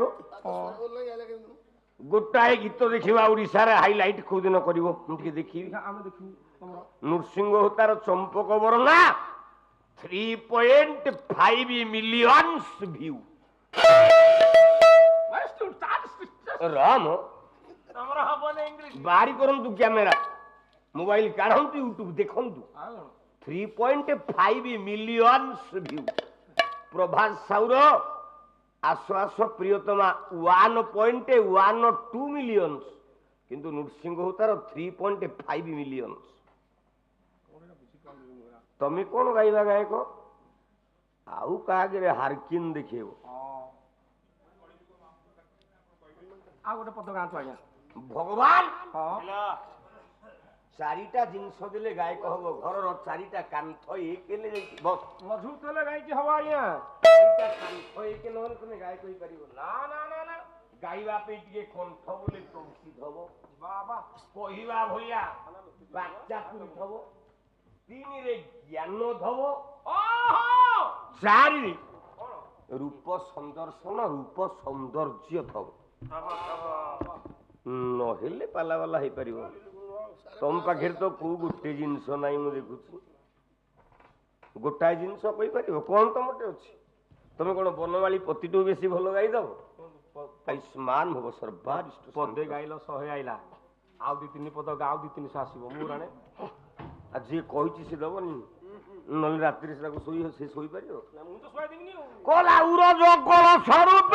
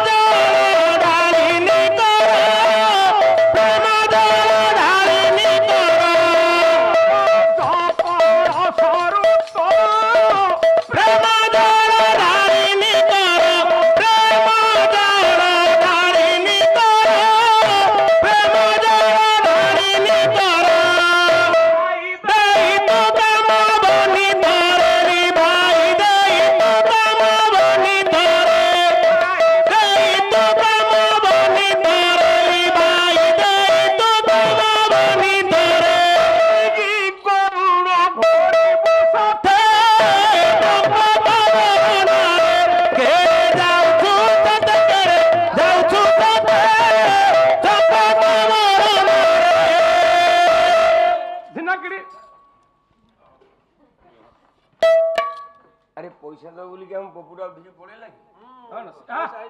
500 ଟଙ୍କା ଥିଲା ରେଜା କରିବାକୁ ଯାଇଛି। ସେ ମତେ ଦେଇଛି କଣ ସନ୍ଧ୍ୟାବେଳେ ଫୋନ କଲା କହିଲା ଭାଇନା କଣ କରିବୁ ତମେ ରାତି ଯାକ ବାଡେଇ ହେଲେ ଟଙ୍କାଟେ ନାହିଁ ଆମେ ପାହାର କଣ ନବି ହେଲା। ଓହୋ ହେ ଜଗନ୍ନାଥ କହିଲା ଭାଇନା କଣ କଣ ତମ ପାଇଁ ନେବି? ଆରେ ପାଲା ତ କାରଟା ଗୁଣ୍ଡ ହେଇଯାଇଛି ବାଇକରେ ଯାଉଛି ଧୂଳି ଗୁଡାକ ଆଖିରେ ବସୁଛି ଗୋଟେ ଡେ ନାଇଟ୍ ଚଷମା ଆଣିବି। ତଥାପି ଆମ ପପୁ ଟଙ୍କା 700 ଦେଇକି ମୁଁ ବି ଚଷମା ଗୋଟେ ଆଣିଛି। ହଁ ପାଣି ଭାଇନା ବସିଥିଲି ପପୁ ଆଣିକି 700 ଟଙ୍କାରେ ଗୋଟେ ଚଷମା ଦେଇଛି। ଆଉ ତୁ କଣ ଦଅନ୍ତୁ ନା ଆଉ ଦେଲେ କଣ ମୁଁ ମନା କରିବି? ଏ ବ୍ରାହ୍ମଣ ଯେତେ ପାଇଲେ ସେମିତି ହେବେରେ ଶୁଣୁନି ଭାଇ। ବ୍ରାହ୍ମଣକୁ ଶାନ୍ତି କରିପାରିବୁନି କିଆ ଆଉଛୁ କଣ? ସତ୍ୟନାରାୟଣ କୃପା କରନ୍ତୁ ତମ ପରିବାରର ମଙ୍ଗଳ ହଉ। ନହରକଣ୍ଟା ତ ଦେବ ଦେବବାବୁଙ୍କ ଘର ଗାଁ। ମୁଁ ତ ସେଠି 3 ବର୍ଷ ବାଦ ବାଲା ଗାଇଛି। ହଉ ଜଗନ୍ନାଥ କୃପା କରନ୍ତୁ ମଙ୍ଗଳ କରନ୍ତୁ ସର୍ବାରିଷ୍ଟ ଶାନ୍ତିରସ୍ତୁ। ଏଠିକି ବି ପମ୍ପାଲ 2 ବର୍ଷ ଆସିଛି କିନ୍ତୁ ଏ ଗାଁ ଆସିନଥିଲି। ପାଣି ବୁହାଇ ବୁହାଇ ମୁଁ 3ଟା ଭାଙ୍ଗୁଛି ପାଣି ବିଲରେ ମାରୁଛି ମୁଁ କଣ କରିବି?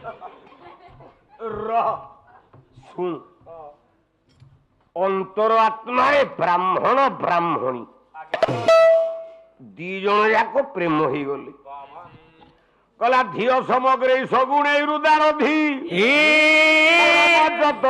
ଚତୁର୍ଣ୍ଣବୋପମା ବିଦ୍ୟା ପବନା ଦିବା ଦେବୀ ହରି ଦେବୀ ହରିଦାରିବେଶ୍ୱର।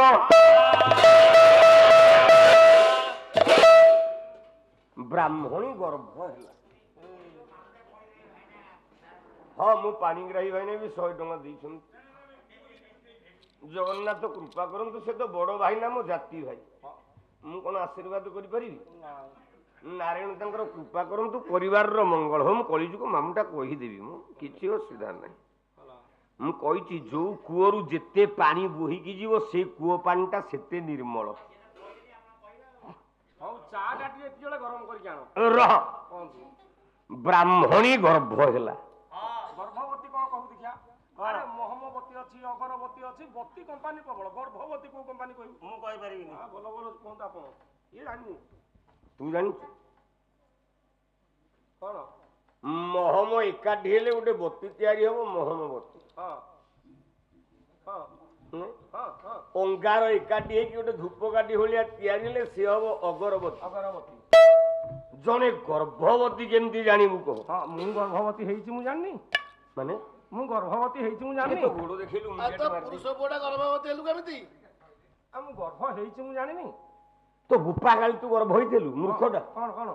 ତୁ କେମିତି ଗର୍ଭ ହବୁ? ବସ ତମ ମୁଣ୍ଡ ଛୁଞ୍ଚି ମୁଁ ମିଛ ମୋ ଜୀବନରେ କହେନି। ମାନେ ମିଛ ମୋ ଜୀବନରେ ହବନି। ଭଦ୍ରକ ଯୋଉ ଥର ପାଲା ସାରିକି ଫେରିଲେ ମୋ ଦେହ ଖରାପ ହେଲା, ଆପଣ ମତେ କହିଲେ ବାହାରେ ତୋ ଦେହ ଖରାପ, ତୁ ରେଷ୍ଟ ନେ। ଆରେ ପିଲେ ଜଣକ ଦେହ ଖରାପ ହବ, ମୁଁ ସେ ପାଳିଆ କହିଲି ତୁ ବସିକି ପାଲା ମୁଁ କହିଲି ତୁ ଘରକୁ ଯାଉନି। ଆପଣ ମତେ ଘରକୁ ତଳିଦେଲେ, ମୁଁ ଘରକୁ ଗଲି। ମୁଁ କହିଲି କେତେ ବସିବି? ଡାକ୍ତରଖାନାକୁ ଗଲି, ମେଡିକାଲ।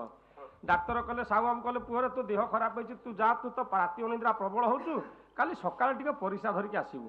ମୁଁ ଘରକୁ ଆଇଲି, ରାତିରେ ଶୋଇଲି, ସକାଳୁ ଉଠିଲି, ପ୍ରଥମ ପରିସ୍ରାଟି ଗୋଟେ ଶିଶିରେ ଥୋଇଲି, ଗଲି ଗାଧେଇକି ଆଇଲି, ପରିସ୍ରା ନେଇକି ସାହୁ ବାବୁ ଡାକ୍ତରକୁ ଦେଲି। ସାହୁ ବାବୁ ପରୀକ୍ଷା କରିବାକୁ ଡାକ୍ତର ଶିଶି ନେଇକି ଗଲେ ପରିସ୍ରା।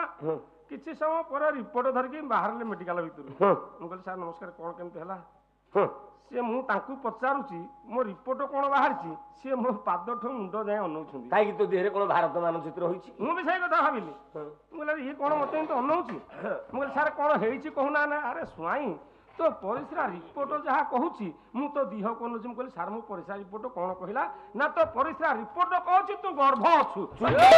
ନାଇଁ ମୁଁ ବସିବି, ଡାକ୍ତର ନା ଗୋଟେ ମୂର୍ତ୍ତି। ମୁଁ ବି ସେଇଆ ଭାବିଲି, ଡାକ୍ତରଟା ନା ମୂର୍ତ୍ତିଟା।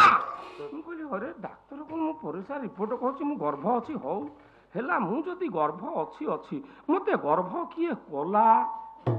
ମୁଁ କାରଣ ଖୋଜିଲି, ଆଉ ଚିନ୍ତା କଲି। ପାଲାକୁ ମୁଁ ଯାଉଛି, ମୋ ଜୀବନରେ ମୋ ସାରଙ୍କୁ ଛାଡ଼ିକି ମୁଁ କିଛି କରିନି। ଯୋଉଠି ଖାଇବୁ 2 ଜଣ ଯାକ, ଯୋଉଠି ବସିବୁ 2 ଜଣ ଯାକ, ହସିଲେ 2 ଜଣ ଯାକ, ମୁଁ ଶୁଏ କେବଳ ମୋ ସାରଙ୍କ ପାଖରେ। ଆଉ କଣ ମୋ ସାର ନାଇଁ। ମୁଁ ଭାବିଲି ମୁଣ୍ଡ ଖରାପ ହେଲାଣି। ନାଇଁ ମୁଁ ଭାବିଲି ମତେ ଗର୍ଭ କିଏ କଲା। ଘରକୁ ଆଇଲି, ମନଟା ଭାରି ଦୁଃଖ। ମୋ ଶାଳୀଟି ଥିଲା ଘରେ, ସିଏ ମତେ ବାରକୁ ଦାଣ୍ଡକୁ ଭାରି ଖୋଜି ଲାଗିଛି। ନନା କେତେବେଳେ ଆସିବେ? ମୁଁ ଯେମିତି ଯାଇକି ପହଞ୍ଚିଗଲି, ଚଟକି ପଳେଇ ଆଇଲା। କହିଲା ନନା। ମୁଁ କହିଲି କଣ କିଲୋ? ନା ଡାକ୍ତର ଯୋଉ ପରିସ୍ରା ନେଇକି ଗଲ, କଣ ରିପୋର୍ଟ ବାହାରିଲା କଣ କହିଲେ? ମୁଁ କହିଲି ମତେ ତୁ କିଛି କହନି। ନା କଣ ହେଇଛି କହୁନ? ତୁ କଣ? ମୁଁ କହିଲି ତୁ କଣ ହସିକି ପଚାରୁଛୁ? ନା କଣ ହେଇଛି ମତେ କହୁନ? ମୁଁ କହିଲି ଡାକ୍ତର କହୁଛି ମୁଁ ଗର୍ଭ ଅଛି। ସେ ଗୋଟେ ହସିଲା। ଆଉ ମୁଁ କହିଲା ତୁ କଣ ହସୁଛୁ? ମତେ କିଏ ଗର୍ଭ କଲା ମୁଁ କାରଣ ଖୋଜୁଛି, ତୁ ହସୁଛୁ? ନା ନନା ତମକୁ ପରା ଗର୍ଭ ମୁଁ କରିଦେଇଛି। ମୁଁ ବି ହାତ ଯୋଡୁଛି ଆଜ୍ଞା। ମୁଁ କହିଲି ହଲୋ ତୁ ମତେ କେମିତି ଗର୍ଭ କଲୁ? ନା ତମେ ଯୋଉ ପରିସ୍ରା କରିକି ଘରେ ଥୋଇ ଦେଇକି ଗାଧେଇ ଗଲ, ସେତିକି ବେଳେ ମୁଁ ଘର ଓଳୁ ପରିସ୍ରା ଶିଶିଟା ଢଳିଗଲା। ମୁଁ କହିଲି କାଳେ ତମେ ରାଗିବ, ମୁଁ ନିଜେ ପରିସ୍ରା କରିକି ଶିଶିରେ ଥୋଇ ଦେଇଛି, ତମେ ମୋ ପରିସ୍ରା ନେଇକି ଚେକ୍ କରୁଛ। ଆଉ କଣ ମୁଁ ଗର୍ଭ କରିନି? ଆଉ ଗାଁ ବେଲା କଲେ ଚାଉଳରୁ ଭାତ ସବୁଠି ରନ୍ଧାତ।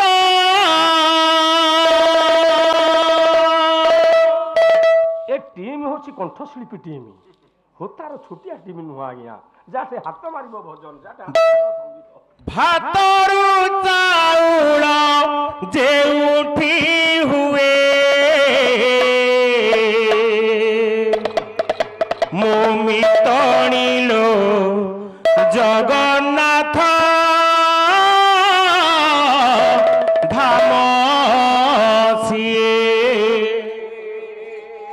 ଆଉ ମାରିବା ଲୋକ ତୁ ଦଣ୍ଡ ନାଇଁ ସେଠି ମାଡ଼ ଖାଇ ଭକ୍ତ ପାଉଣା ଦିଏ ମୋ ମିତଣିଲୋ ଜଗନ୍ନାଥ ଧାମ ସିଏ ମୋ ମିତଣିଲୋ ଜଗନ୍ନାଥ ଧାମ ସିଏ ମୋ ମିତଣିଲୋ ଚାଉଳର ଭାତ ସବୁଠି ରନ୍ଧା ତ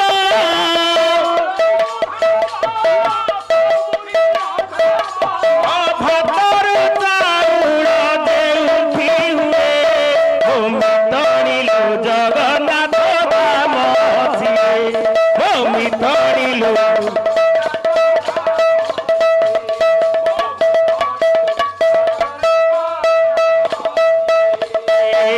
ଦର ଗଢ଼ା ଦିଅ ନାହିଁ ଗୋଡ଼ ହାତ ଦର ଗଢ଼ା ଦିଅ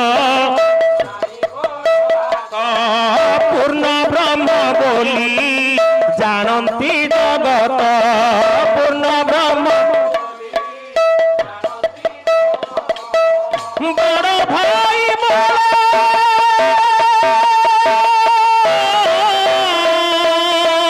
ବଡ଼ ଭାଇ ଦେବ ଥାଉ ଥାଉ ବଡ଼ ଭାଇ ଦେବ ଥାଉ ଥାଉ ସାନ ଭାଇ ବଡ଼ ଠକୁଆ ହୁଏ ମୋ ମିତଣିଲୋ ଜଗନ୍ନାଥ ଧାମ ସିଏ ମୋ ମିତଣି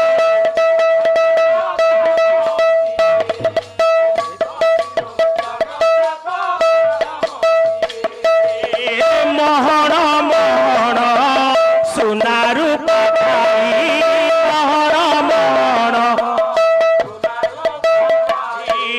ଦର ପୋଡ଼ା ମାଟି ହାଣ୍ଡିରେ ବୁଝଇ ଦର ପୋଡ଼ା ମାଟି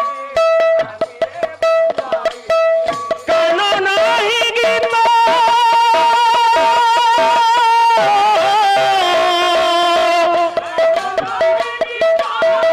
ଗୋବିନ୍ଦ ଶୁଣୁଛି କାନ ନାହିଁ ଗୀତ ଗୋବିନ୍ଦ ଶୁଣୁଛି ଚକଟି ମେଲି ପହର ଯାଏ ମୋ ମିତଣିଲୋ ଜଗନ୍ନାଥ ଧାମ ସିଏ ମୋ ମିତଣିଲୋ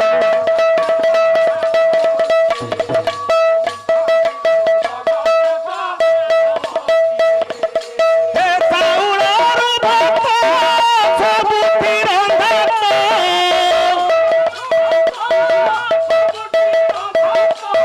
ଭାତରୁ ଚାଉଳ ଦେଉଠି ହୁଏ ମୋ ମିତଣିଲୋ ଜଗନ୍ନାଥ ଧାମ ସିଏ ମୋ ମିତଣିଲୋ ଜଗନ୍ନାଥ ଧାମ ସିଏ ମୋ ମିତଣି ଜଗନ୍ନାଥ ଧାମ ସିଏ ମୋ ମିତଣିଲୋ ଜଗନ୍ନାଥ ଧାମ ସିଏ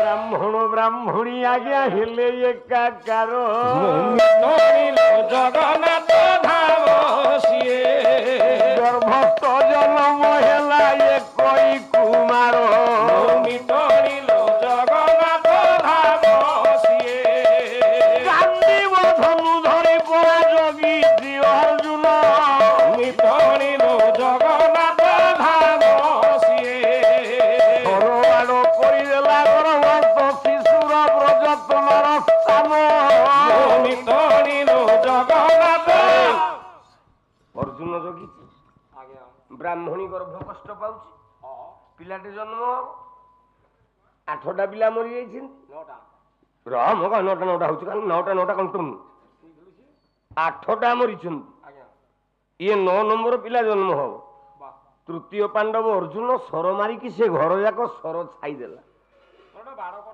କହିଲା ଜମ ଯେମିତି ଆସିପାରିବନି କିନ୍ତୁ ଜନ୍ମ ହେଲା ମାତ୍ରେ ବ୍ରାହ୍ମଣୀର ପୁଅଟି ମରିଲା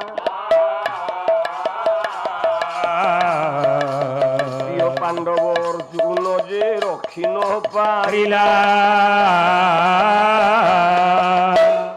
9 ନମ୍ବର ପିଲାଟା ଜନ୍ମ ଅଛି ସେଟା ଜନ୍ମ ହଉ ହଉ କୁଆଁ କୁଆଁ କହିବା ପୂର୍ବରୁ ମଲା। ଆଲୋ ରାମୁଣି 9 ନମ୍ବର ପିଲା ମଲା ପିଲାଟାକୁ ଧରିଛି ବ୍ରାହ୍ମଣ। ଆଲୋ ଚାଲିଲା ଦ୍ୱାରକା। କୃଷ୍ଣ ବସିଛନ୍ତି ସିଂହାସନରେ। କହିଲେ ଆରେ ବେଇମାନ, ତତେ ଖାଲି କାହିଁକି ଡାକିବି? ମୁଁ ଖାଲି ଡାକିବି କେତେ ମୋ ପାଣ୍ଡବ ସଖା। ଇଏ ଖାଇ ଖାଇ ଗୋପ କୁମ୍ଭ ଶୁଖାଇଲା।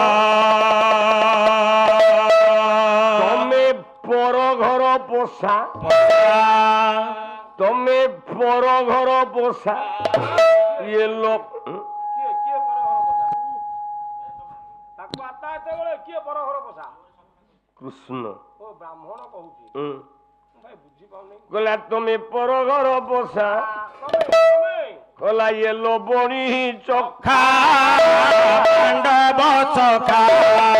ଖାଲି ଡାକିବି କେତେ, ଖାଲି ଡାକିବି କେତେ ପାଣ୍ଡବ ସଖା।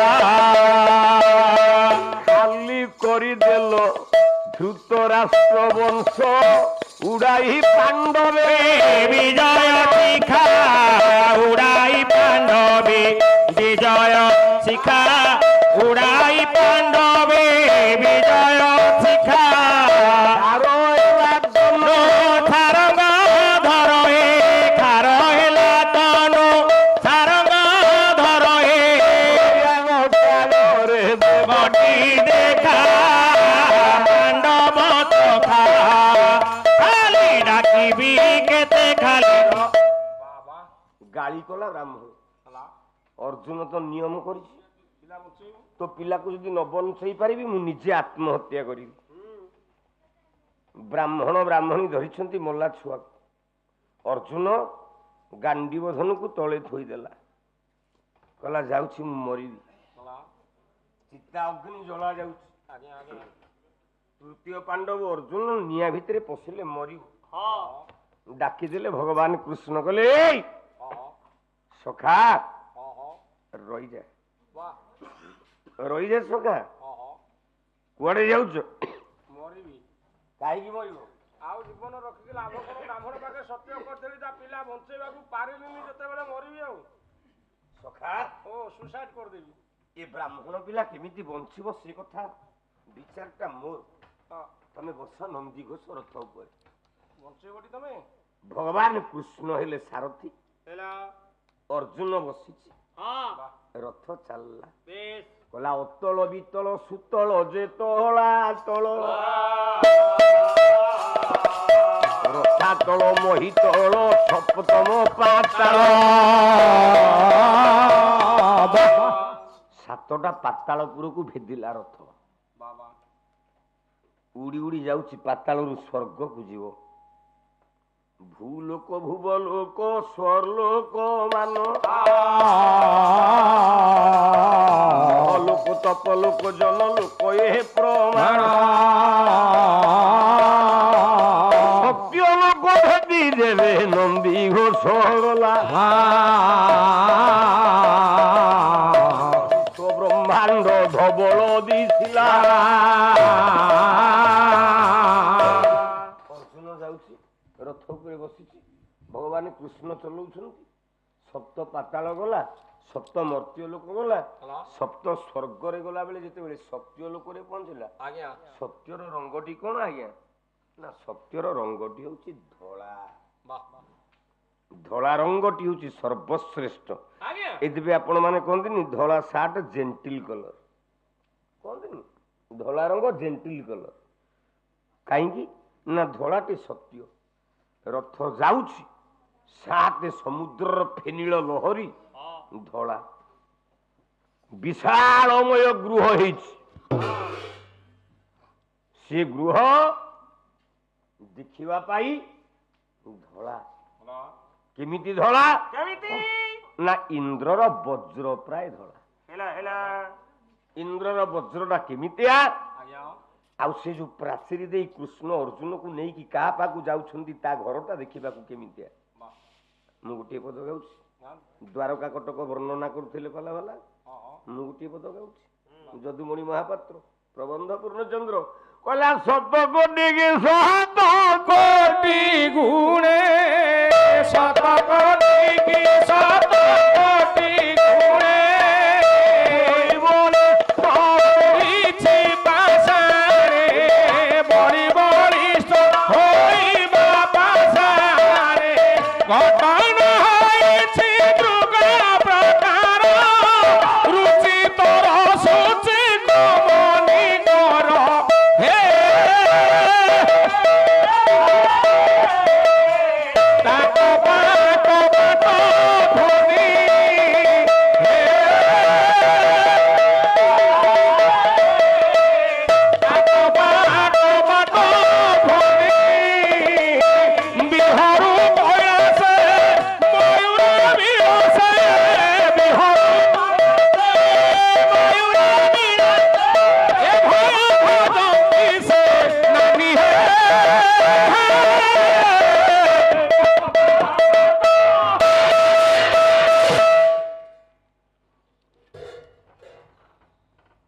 ଅନେଇ ଦଉଛନ୍ତି ସବୁ ଧଳା ଦେଖାଯାଉଛି ଅର୍ଜୁନ ବସିକି ଯାଉଛି କୃଷ୍ଣ ରଥ ଚଲଉଛନ୍ତି ଦେଖିଦେଲେ ଗୋଟେ ବିଶାଳ ନାଗ ସାପଟେ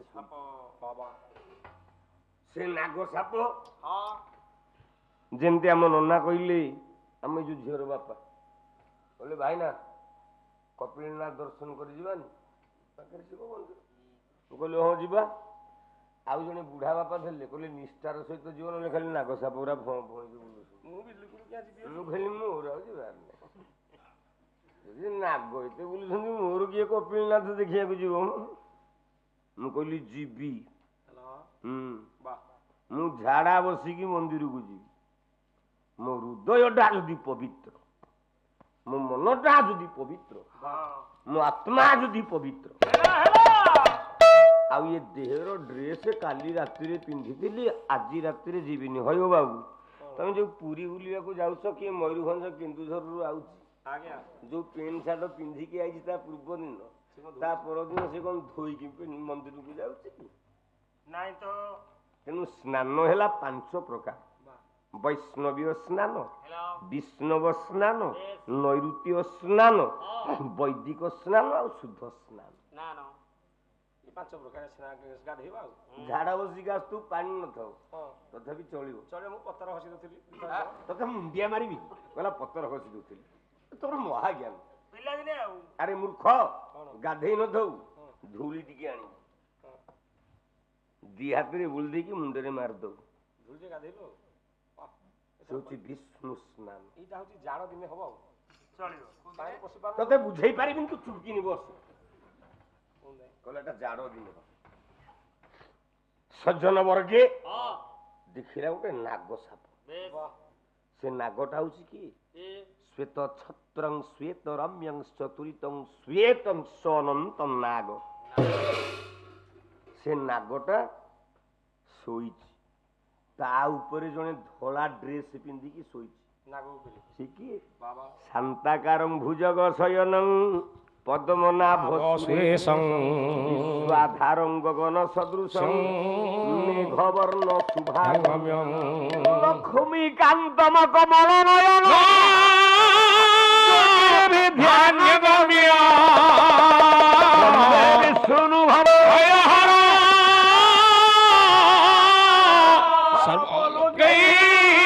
ନାଥ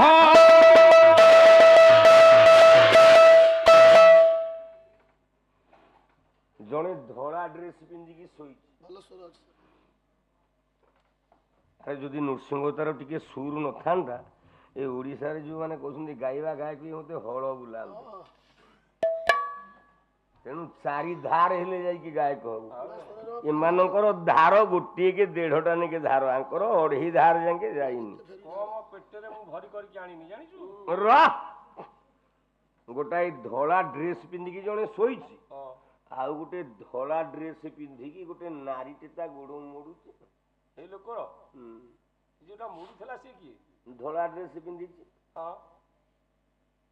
ଏଇଥିପାଇଁ ମାଣବସା ଗୁରୁବାରରେ ମା ମାନେ ତମେ ସବୁ ଧଳା ଟୋପି ଟୋପି ଦେଇକି ଡ୍ରେସ ବୋଲେ ଶାଢୀ ପିନ୍ଧ ମୋ ସ୍ତ୍ରୀ ତ ସବୁଦିନ ପିନ୍ଧିକି ବୁଲୁଛି ଆଉ। ତୋ ସ୍ତ୍ରୀଟା ବିଧବାଟା ସେ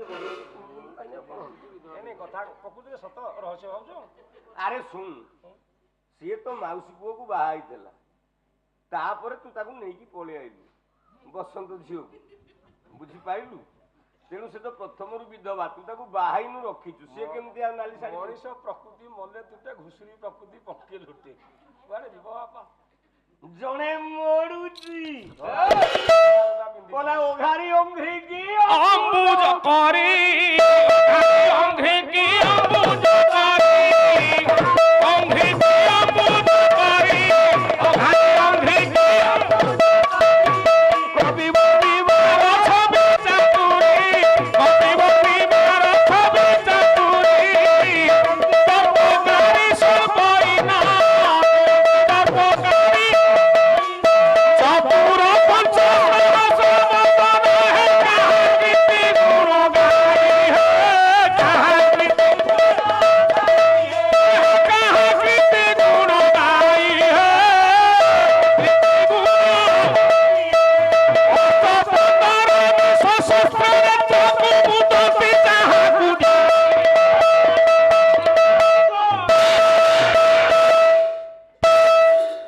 କାହିଁ ଗୋଟାକୁ ବାରମ୍ବାର ଚିପୁଛୁ? ଆଜ୍ଞା ଟାଇମ୍ ତୋର ହେଇଗଲାଣି। ତମର ଆରେ 12ଟା ବାଜିଗଲା ପରେ ଆମେ ପେଣ୍ଡାଲରୁ ଯାଇପାରିବା? ଶୁଣନ୍ତୁ ଗୋଟେ କଥା କହିବି ଆପଣଙ୍କୁ, ଆପଣ କଣ ଚଷାଟିଆ ଲୋକ? ନା, ବ୍ରାହ୍ମଣ ଲୋକ? ବ୍ରାହ୍ମଣ ଲୋକ। ମୁଁ କୋଉ ଲୋକ? ତଥାଟିଆ ଲୋକ। ବିଜୁଳିକୁ କାମ ହେଇଥିବ, ଲୋକ ନେଇକି ଯାଇଥିବୁ ମୂଲିଆ, ତୁ ଗୋଟେ ସାଇଡରେ ପଡ଼ିକି କାମ କରୁଥିବୁ, ମୂଲିଆ ଗୋଟେ ପାଖରେ କରିଥିବି। ଆଚ୍ଛା ତୁ ତ ପାଖରେ ଅଛୁ, ବିଲବରାଟା ତ ପାଖରେ ଅଛନ୍ତି, ସେ କଣ ହଠାତ୍ ଉଠିକି ପଳେଇ ଆସିବେ? ଯେମିତି ଟାଇମ୍ ହେଇ ଆସିବ ସେ ତା ଉପରକୁ ଟିକେ କାଦୁଅ, ସେ ତା ଉପରକୁ ଟିକେ କାଦୁଅ, ତାଙ୍କ ଠାର ସେ ଆଉ କହିବେନି ଦାମ ଭାଇ ଯିବା ହାରି, ତୁ ଅଛୁ ପାଖରେ ନା ବିଲ ଗଲା, ସେ କେହି କାହାକୁ କହିବେନି, କାଦୁଅ ଫୋପାଡ଼ିବେ। ମୁଁ ଏମିତି କରି ପାଟିରେ କିଆ କହିବି ଟିକେ ଚୁମୁଟି ଦେବି। ରହ, 12ଟା ବାଜିଯାଉ ପଳେଇବା। ସାରେ ଗୋଟେ ବାଜିବ କଣ? 10 ମିନିଟ୍ ଅଛି ଆଉ। ଆରେ ସମୟ କୁଆଡ଼େ ଯାଉଛି? ଗୋଟେ ଆସିକି ବାଜିଲାଣି। ହଉ ହଉ ହଉ ରହ, ପାଟି କରନି ପାଟି କରନି।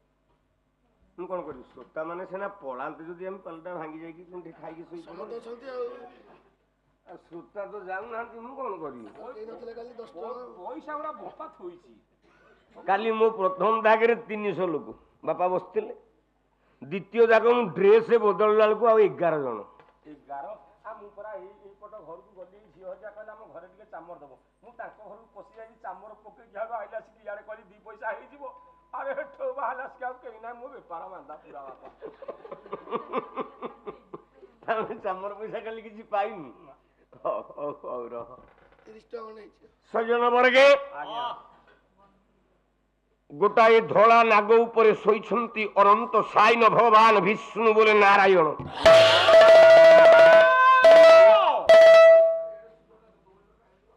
ଚलो ଅର୍ଥଟା କହିବି। ଅଘାରି ଅଙ୍ଘ୍ରିକି ଅମ୍ବୁଜ କରି। ଅଘାରି ଅଘ ଯୁକ୍ତ ଅରିସ ମାନେ ଅଘାରି। ଅଘ ବୋଲେ ପାପ, ଅଘ ବୋଲେ ଅସୁର, ଅସୁର ମାନଙ୍କ ଶତ୍ରୁ, ପାପ ମାନଙ୍କର ଶତ୍ରୁ କିଏ? ନା ନାରାୟଣ। ଅଙ୍ଘ୍ରିକି, ନାରାୟଣଙ୍କ ଅଙ୍ଘ୍ରି ବୋଲେ ପାଦ। ବଢିଆ ପ୍ରଶ୍ନଟେ ପଚାରିଛନ୍ତି। ନାରାୟଣ ପାଦକୁ ସମସ୍ତେ ଅମ୍ବୁଜ କହନ୍ତି ବୋଲେ ପଦ୍ମ କହନ୍ତି। ଆଚ୍ଛା ନାରାୟଣ ପାଦ କାହିଁକି ପଦ୍ମ ହବ? କଣ ନାରାୟଣଙ୍କର ପାଦ କେବଳ ପଦ୍ମ? ତାଙ୍କ ଚୁଟି ପଦ୍ମ, ମୁଣ୍ଡ ପଦ୍ମ, ଆଖି ପଦ୍ମ, ନାକ ପଦ୍ମ, ପାଟି ପଦ୍ମ, ଛାତି ପଦ୍ମ, ପେଟ ପଦ୍ମ, ପାଦ ପଦ୍ମ, ସବୁ ପଦ୍ମ। ତାର ସବୁ ପଦ୍ମ। ଆଉ ଗୋଟିଏ ପଦ ଗାଇ ଦଉଛି। ଆପଣଙ୍କର ଢେଙ୍କାନାଳ ଜିଲ୍ଲାର ପୁଅ ଦୀନକୃଷ୍ଣ ଦାସ ବହିଉଛି ରସ କଲ୍ଲୋଳ। କଲାରେ କମଳ ନୟନ କମଳ କରରେ, କମଳ ନୟନ କମଳ କର ରେ କମଳ ତୋଳନ୍ତି ସାଧୀରେ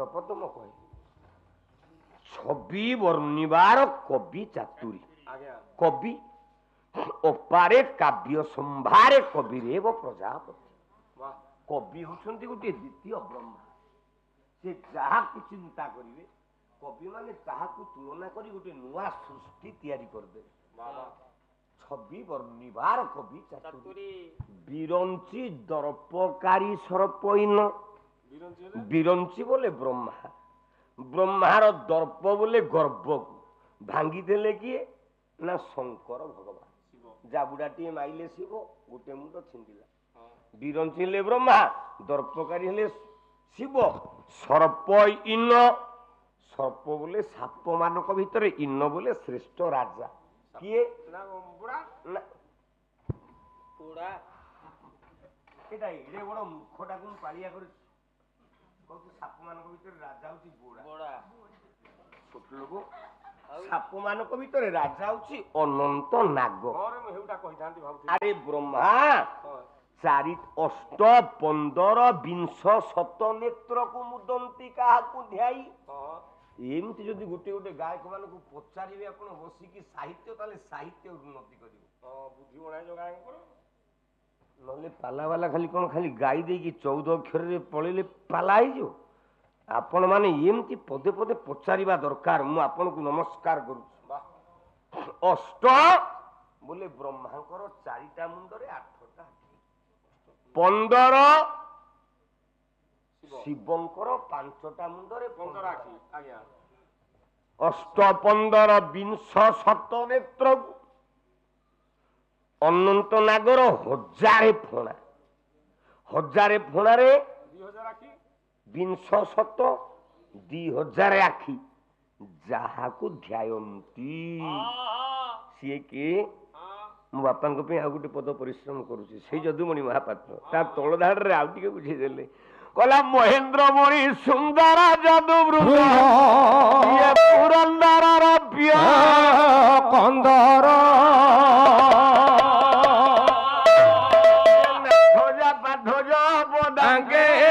ପକାନ୍ତି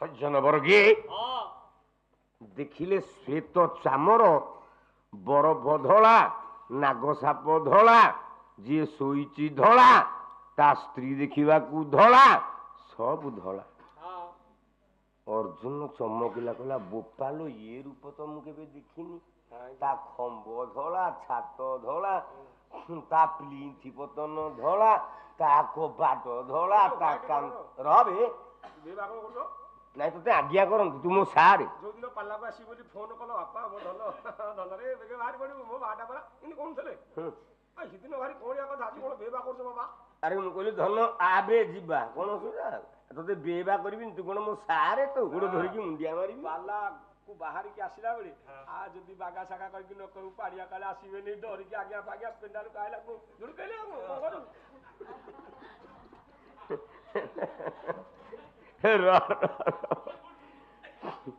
ମୁଣ୍ଡିଆଟିଏ ମାରିଲା ଅର୍ଜୁନ ଭଗବାନ କୃଷ୍ଣ ଥାନ୍ତି ସେ ସ୍ୱୟଂ ହେଲେ ନିରାକାର ବ୍ରହ୍ମ ବିଷ୍ଣୁ ଡାକିଲେ କୃଷ୍ଣ ନା ପ୍ରଭୁ ନା ତୁମକୁ ପଠେଇଛି ଜନ୍ମ ହେଲ ବନ୍ଦିଶାଳରେ ଗୋପପୁରରେ ବଢିଲ କଂସ ବିନାଶ କଲ ଇତ୍ୟାଦି ପ୍ରତ୍ୟେକ କର୍ମ ସୁଚାରୁ ରୂପେ କରିଛ ଅର୍ଜୁନ ହଉଛି ଦିତି କୃଷ୍ଣ ଏ ଅର୍ଜୁନ ଡାକେ ନା ଅର୍ଜୁନ ଟା ହଉଛି ସୂର୍ଯ୍ୟର ତନୟ ବାଳି ଆପଣ ମାନଙ୍କର ଇନ୍ଦ୍ରର ପୁଅ ହଉଛି ଇନ୍ଦ୍ରର ପୁଅ ଅର୍ଜୁନ ସୂର୍ଯ୍ୟର ପୁଅ ହଉଛି ବାଳି ଇଏ ଇନ୍ଦ୍ରର ତନୟ, ତମର ଆଉ ମର୍ତ୍ତ୍ୟରେ ବେଶୀ ଦିନ ରହିବା ଆବଶ୍ୟକତା ନାହିଁ।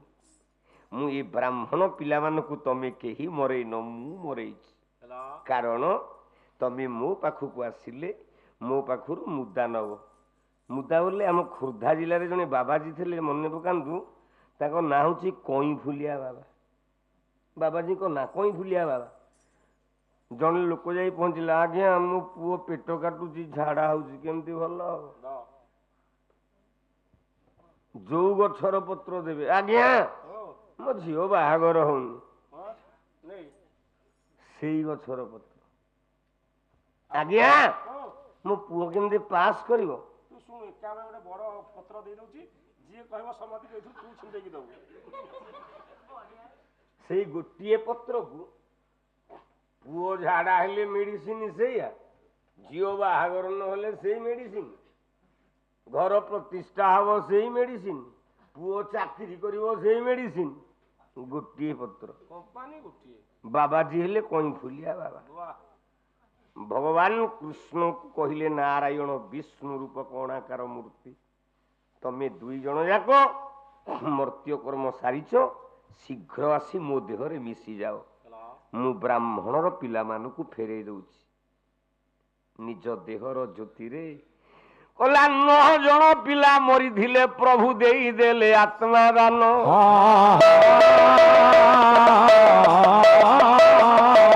ନିରାକାର ବିଷ୍ଣୁ କଲ୍ୟାଣରେ ନବ ପୁତ୍ର ପାଇଲେ ଜୀବନ। 9 ଜଣ ଯାକ ପୁଅ ନିରାକାର ବିଷ୍ଣୁଙ୍କ ଶରୀରରୁ ବାହାରିବା ଜ୍ୟୋତିରେ 9 ଜଣ ଯାକ ପୁଅ ବଞ୍ଚିଲେ, ବ୍ରାହ୍ମଣ ବ୍ରାହ୍ମଣୀ ସୁଖୀ ହେଲେ, କୃଷ୍ଣଙ୍କର ଚୈତ୍ର ଗାନ କଲେ, ଅର୍ଜୁନକୁ ଧନ୍ୟ ଧନ୍ୟ କଲେ। ଆଉ ଅଳ୍ପ ଦିନ ପରେ କୃଷ୍ଣ ଅର୍ଜୁନ ଯେ ମିଳିଲେ, ତାଙ୍କ ଦେହରେ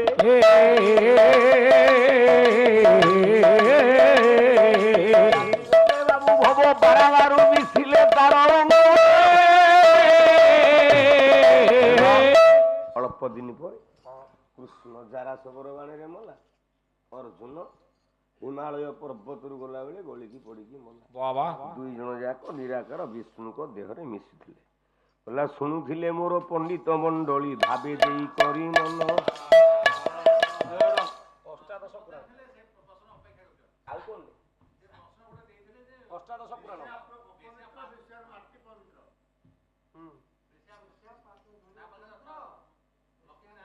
ନ କହିଲେ ମୁଁ ପଇସା କଟିବ? ଆଚ୍ଛା ସିଏ ତ ମୁଁ ଯାହା ଦଉଛି ସିଏ କହୁନାହାନ୍ତି। ହଉ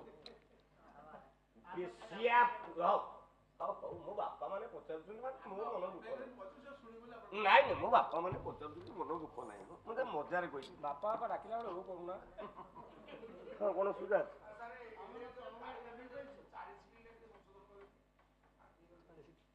ଆପଣ ମାନେ କାଲି ଯେତେ ଜ୍ଞାନୀ ମାନେ ଅଛନ୍ତି ପଚାରିଦେବେ, ମୁଁ କହିଦଉଛି।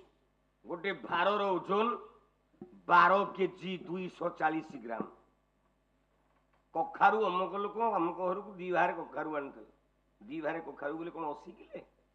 ନାଇଁ, 12 କେଜି 240, 12 କେଜି 240, 24 କିଲେ 480 ଗ୍ରାମ।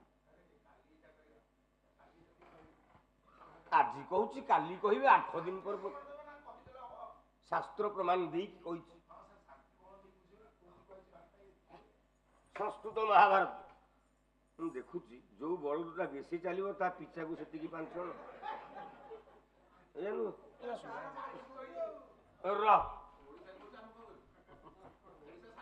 ସେ ଆପଣ ମାନଙ୍କୁ ଆଶୀର୍ବାଦ ଆଗେ, ଆଉ କିଛି ଇଆଡେ ଇଆଡେ ବୁଲା ନେଇ, ଆମେ ଯାହା ପଚାରିଛୁ କହ।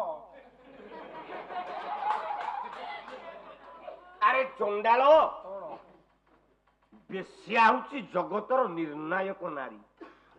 ଶୁଣ, ବେଶ୍ୟା ଦ୍ୱାରକୁ ଗଲେ ଆମେ କାହିଁକି ଘର ପ୍ରତିଷ୍ଠା ଇତ୍ୟାଦି କଲେ ବେଶ୍ୟା ଦ୍ୱାରରୁ ମାଟି ଆଣେ, ତା ଘର ଭିତରୁ ଆଣୁ କି? ତା ଘର ଭିତରୁ ନୁହଁ, ତା ଦ୍ୱାରରୁ ଆଣୁ। ତାର କାରଣ ବେଶ୍ୟା ନାହିଁ ତ ଜଗତ ନାହିଁ। ଜଗତକୁ ବଞ୍ଚେଇଛି ବେଶ୍ୟା। ଭୁବନେଶ୍ୱରରେ ଯଦି ମାଳିସାହି ନଥାନ୍ତା, ଆଜିକାଲି ଯୋଉ ନିରୁପମା, ଯୋଉ ସବୁ ଝିଅ ପିଲା ମମିନା, ବବିନା ଇତ୍ୟାଦି ଯେତେ ବଳାତ୍କାର ହଉଛନ୍ତି, ଆଉ 20 ଗୁଣ ବଢିଯାଆନ୍ତା। ବେଶ୍ୟା ଯୋଗୁ ଜଗତ ରକ୍ଷଣଶୀଳ ଅବସ୍ଥାରେ ଅଛି। ସତ୍ୟରେ 8ଟା ବେଶ୍ୟା ଉର୍ବଶୀ ରମ୍ଭା ମୀନା ଇତ୍ୟାଦି 8 ବେଶ୍ୟା ଯୋଗୁ ଜଗତ ରକ୍ଷା ହେଇଛି ସତ୍ୟରେ। ତ୍ରେତୟା ଯୁଗରେ ଗୋଟେ ବେଶ୍ୟା ଯୋଗୁ ରାମ ଜନ୍ମ ହେଲା। ସେ ବେଶ୍ୟାଟା କି ନା ହଉଛି ଜରଦା ବେଶ୍ୟା। ଦ୍ୱାପର ଯୁଗରେ ଗୋଟେ ବେଶ୍ୟା ଯୋଗୁ ଭଗବାନ କୃଷ୍ଣ ଭଗବାନ ହେଲେ। ସେ ବେଶ୍ୟାଟା କିଏ ନା ହଉଛି କଳି ଯୁଗରେ ଗୋଟେ ବେଶ୍ୟା। ତାକୁ କାଲି ଆଲୋଚନା କରିବା ସମତ ନାହିଁ। ମୁଁ କହିଦେବି ସେ ବେଶ୍ୟା ନା କଳି ଯୁଗରେ ଗାୟକ ନୃସିଂହ ହୋତା ବେଶ୍ୟା ଆବୃତ୍ତି କରୁଛନ୍ତି। ନୃସିଂହ ହୋତା ବେଶ୍ୟା ଆବୃତ୍ତି କଣ ମୁଁ ଭୁଲ କହିଛି?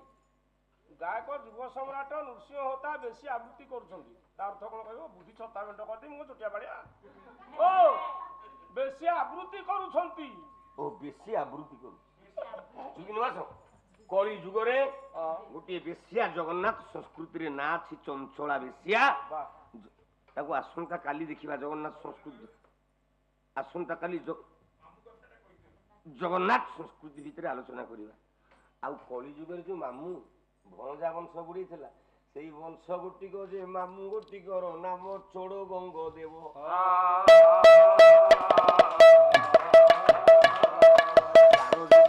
ଜଗନ୍ନାଥ ସଂସ୍କୃତି ହୋଇଲା ପରାଧବ ମାମୁଁଟି ଚୋଡ ଗଙ୍ଗ ଦେବ। ଆଚ୍ଛା ବେଶ୍ୟା ଘର ଭିତରେ ପାଦ ଦେଲେ ପାପ, କିନ୍ତୁ ବେଶ୍ୟା ଦ୍ୱାର ଆମେ ମାଟି କାହିଁକି ଆଣିବା? ନା ବ୍ରାହ୍ମଣ ଯାଇଛି ସେଇଠିକି, ବୈଷ୍ଣବ ଯାଇଛି ସେଇଠିକି, ବାବାଜୀ ଯାଇଛି ସେଇଠିକି, ମୁନି ଋଷି ଯାଇଛନ୍ତି ସେଇଠିକି, ଭଗବାନ ବି ଯାଇଛି ବେଶ୍ୟା ଘରକୁ। ପୁରାଣ ପ୍ରମାଣ ଅଛି। ସେ ଗଲାବେଳେ କଣ କରନ୍ତି? ବେଶ୍ୟା ଦ୍ୱାରରେ ପାଦୁକା ବୋଲେ ଚପଲ ଥୋଇକି ଘର ଭିତରକୁ ଯାଆନ୍ତି ନା। ଯେହେତୁ ଏ ଅଷ୍ଟ ପଣ୍ଡିତ ମାନଙ୍କର ପ୍ରତ୍ୟେକ ମଣିଷ ମାନଙ୍କର ପାଦ ଧୂଳିଟା ସେଇଠି ଥାଏ। ସେଇ ପାଦ ଧୂଳି ଗୋଟି ଅଟେ ପୁଣ୍ୟର କାରଣ।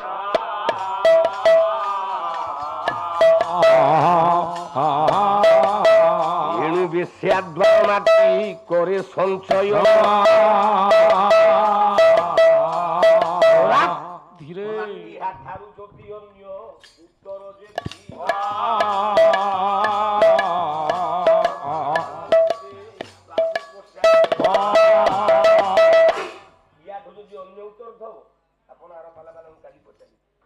ଶାସ୍ତ୍ରୀୟ ମତ ଦେଇକି କହିବେ, ନହେଲେ କଥାକୁ ମୁଁ ଗ୍ରହଣ କରିବିନି।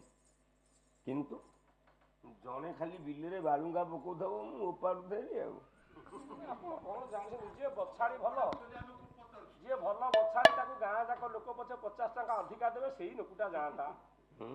ତମେ ହେଇଆ ଆଉ ହଉ ବୋଲ ଦିନ জন ସିଂହ ସଂରକ୍ଷଣ ମହାବାହୁ ଆନନ୍ଦ ସାଗରେ ପୀର ଦରବାରେ, ଆନନ୍ଦ ସାଗରେ ପୀର ଦରବାରେ ତାଳି ହୁଳହୁଳି ଦିଅ ଦୁଃଖ ଯାଉ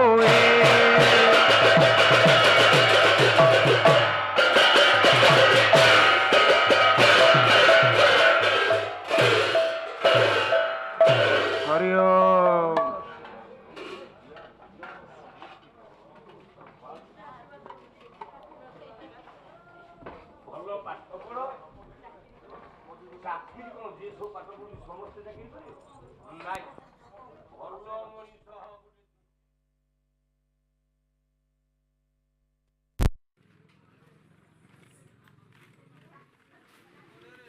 ଖାଇଛ? ଖାଇକି ଆସିଲି।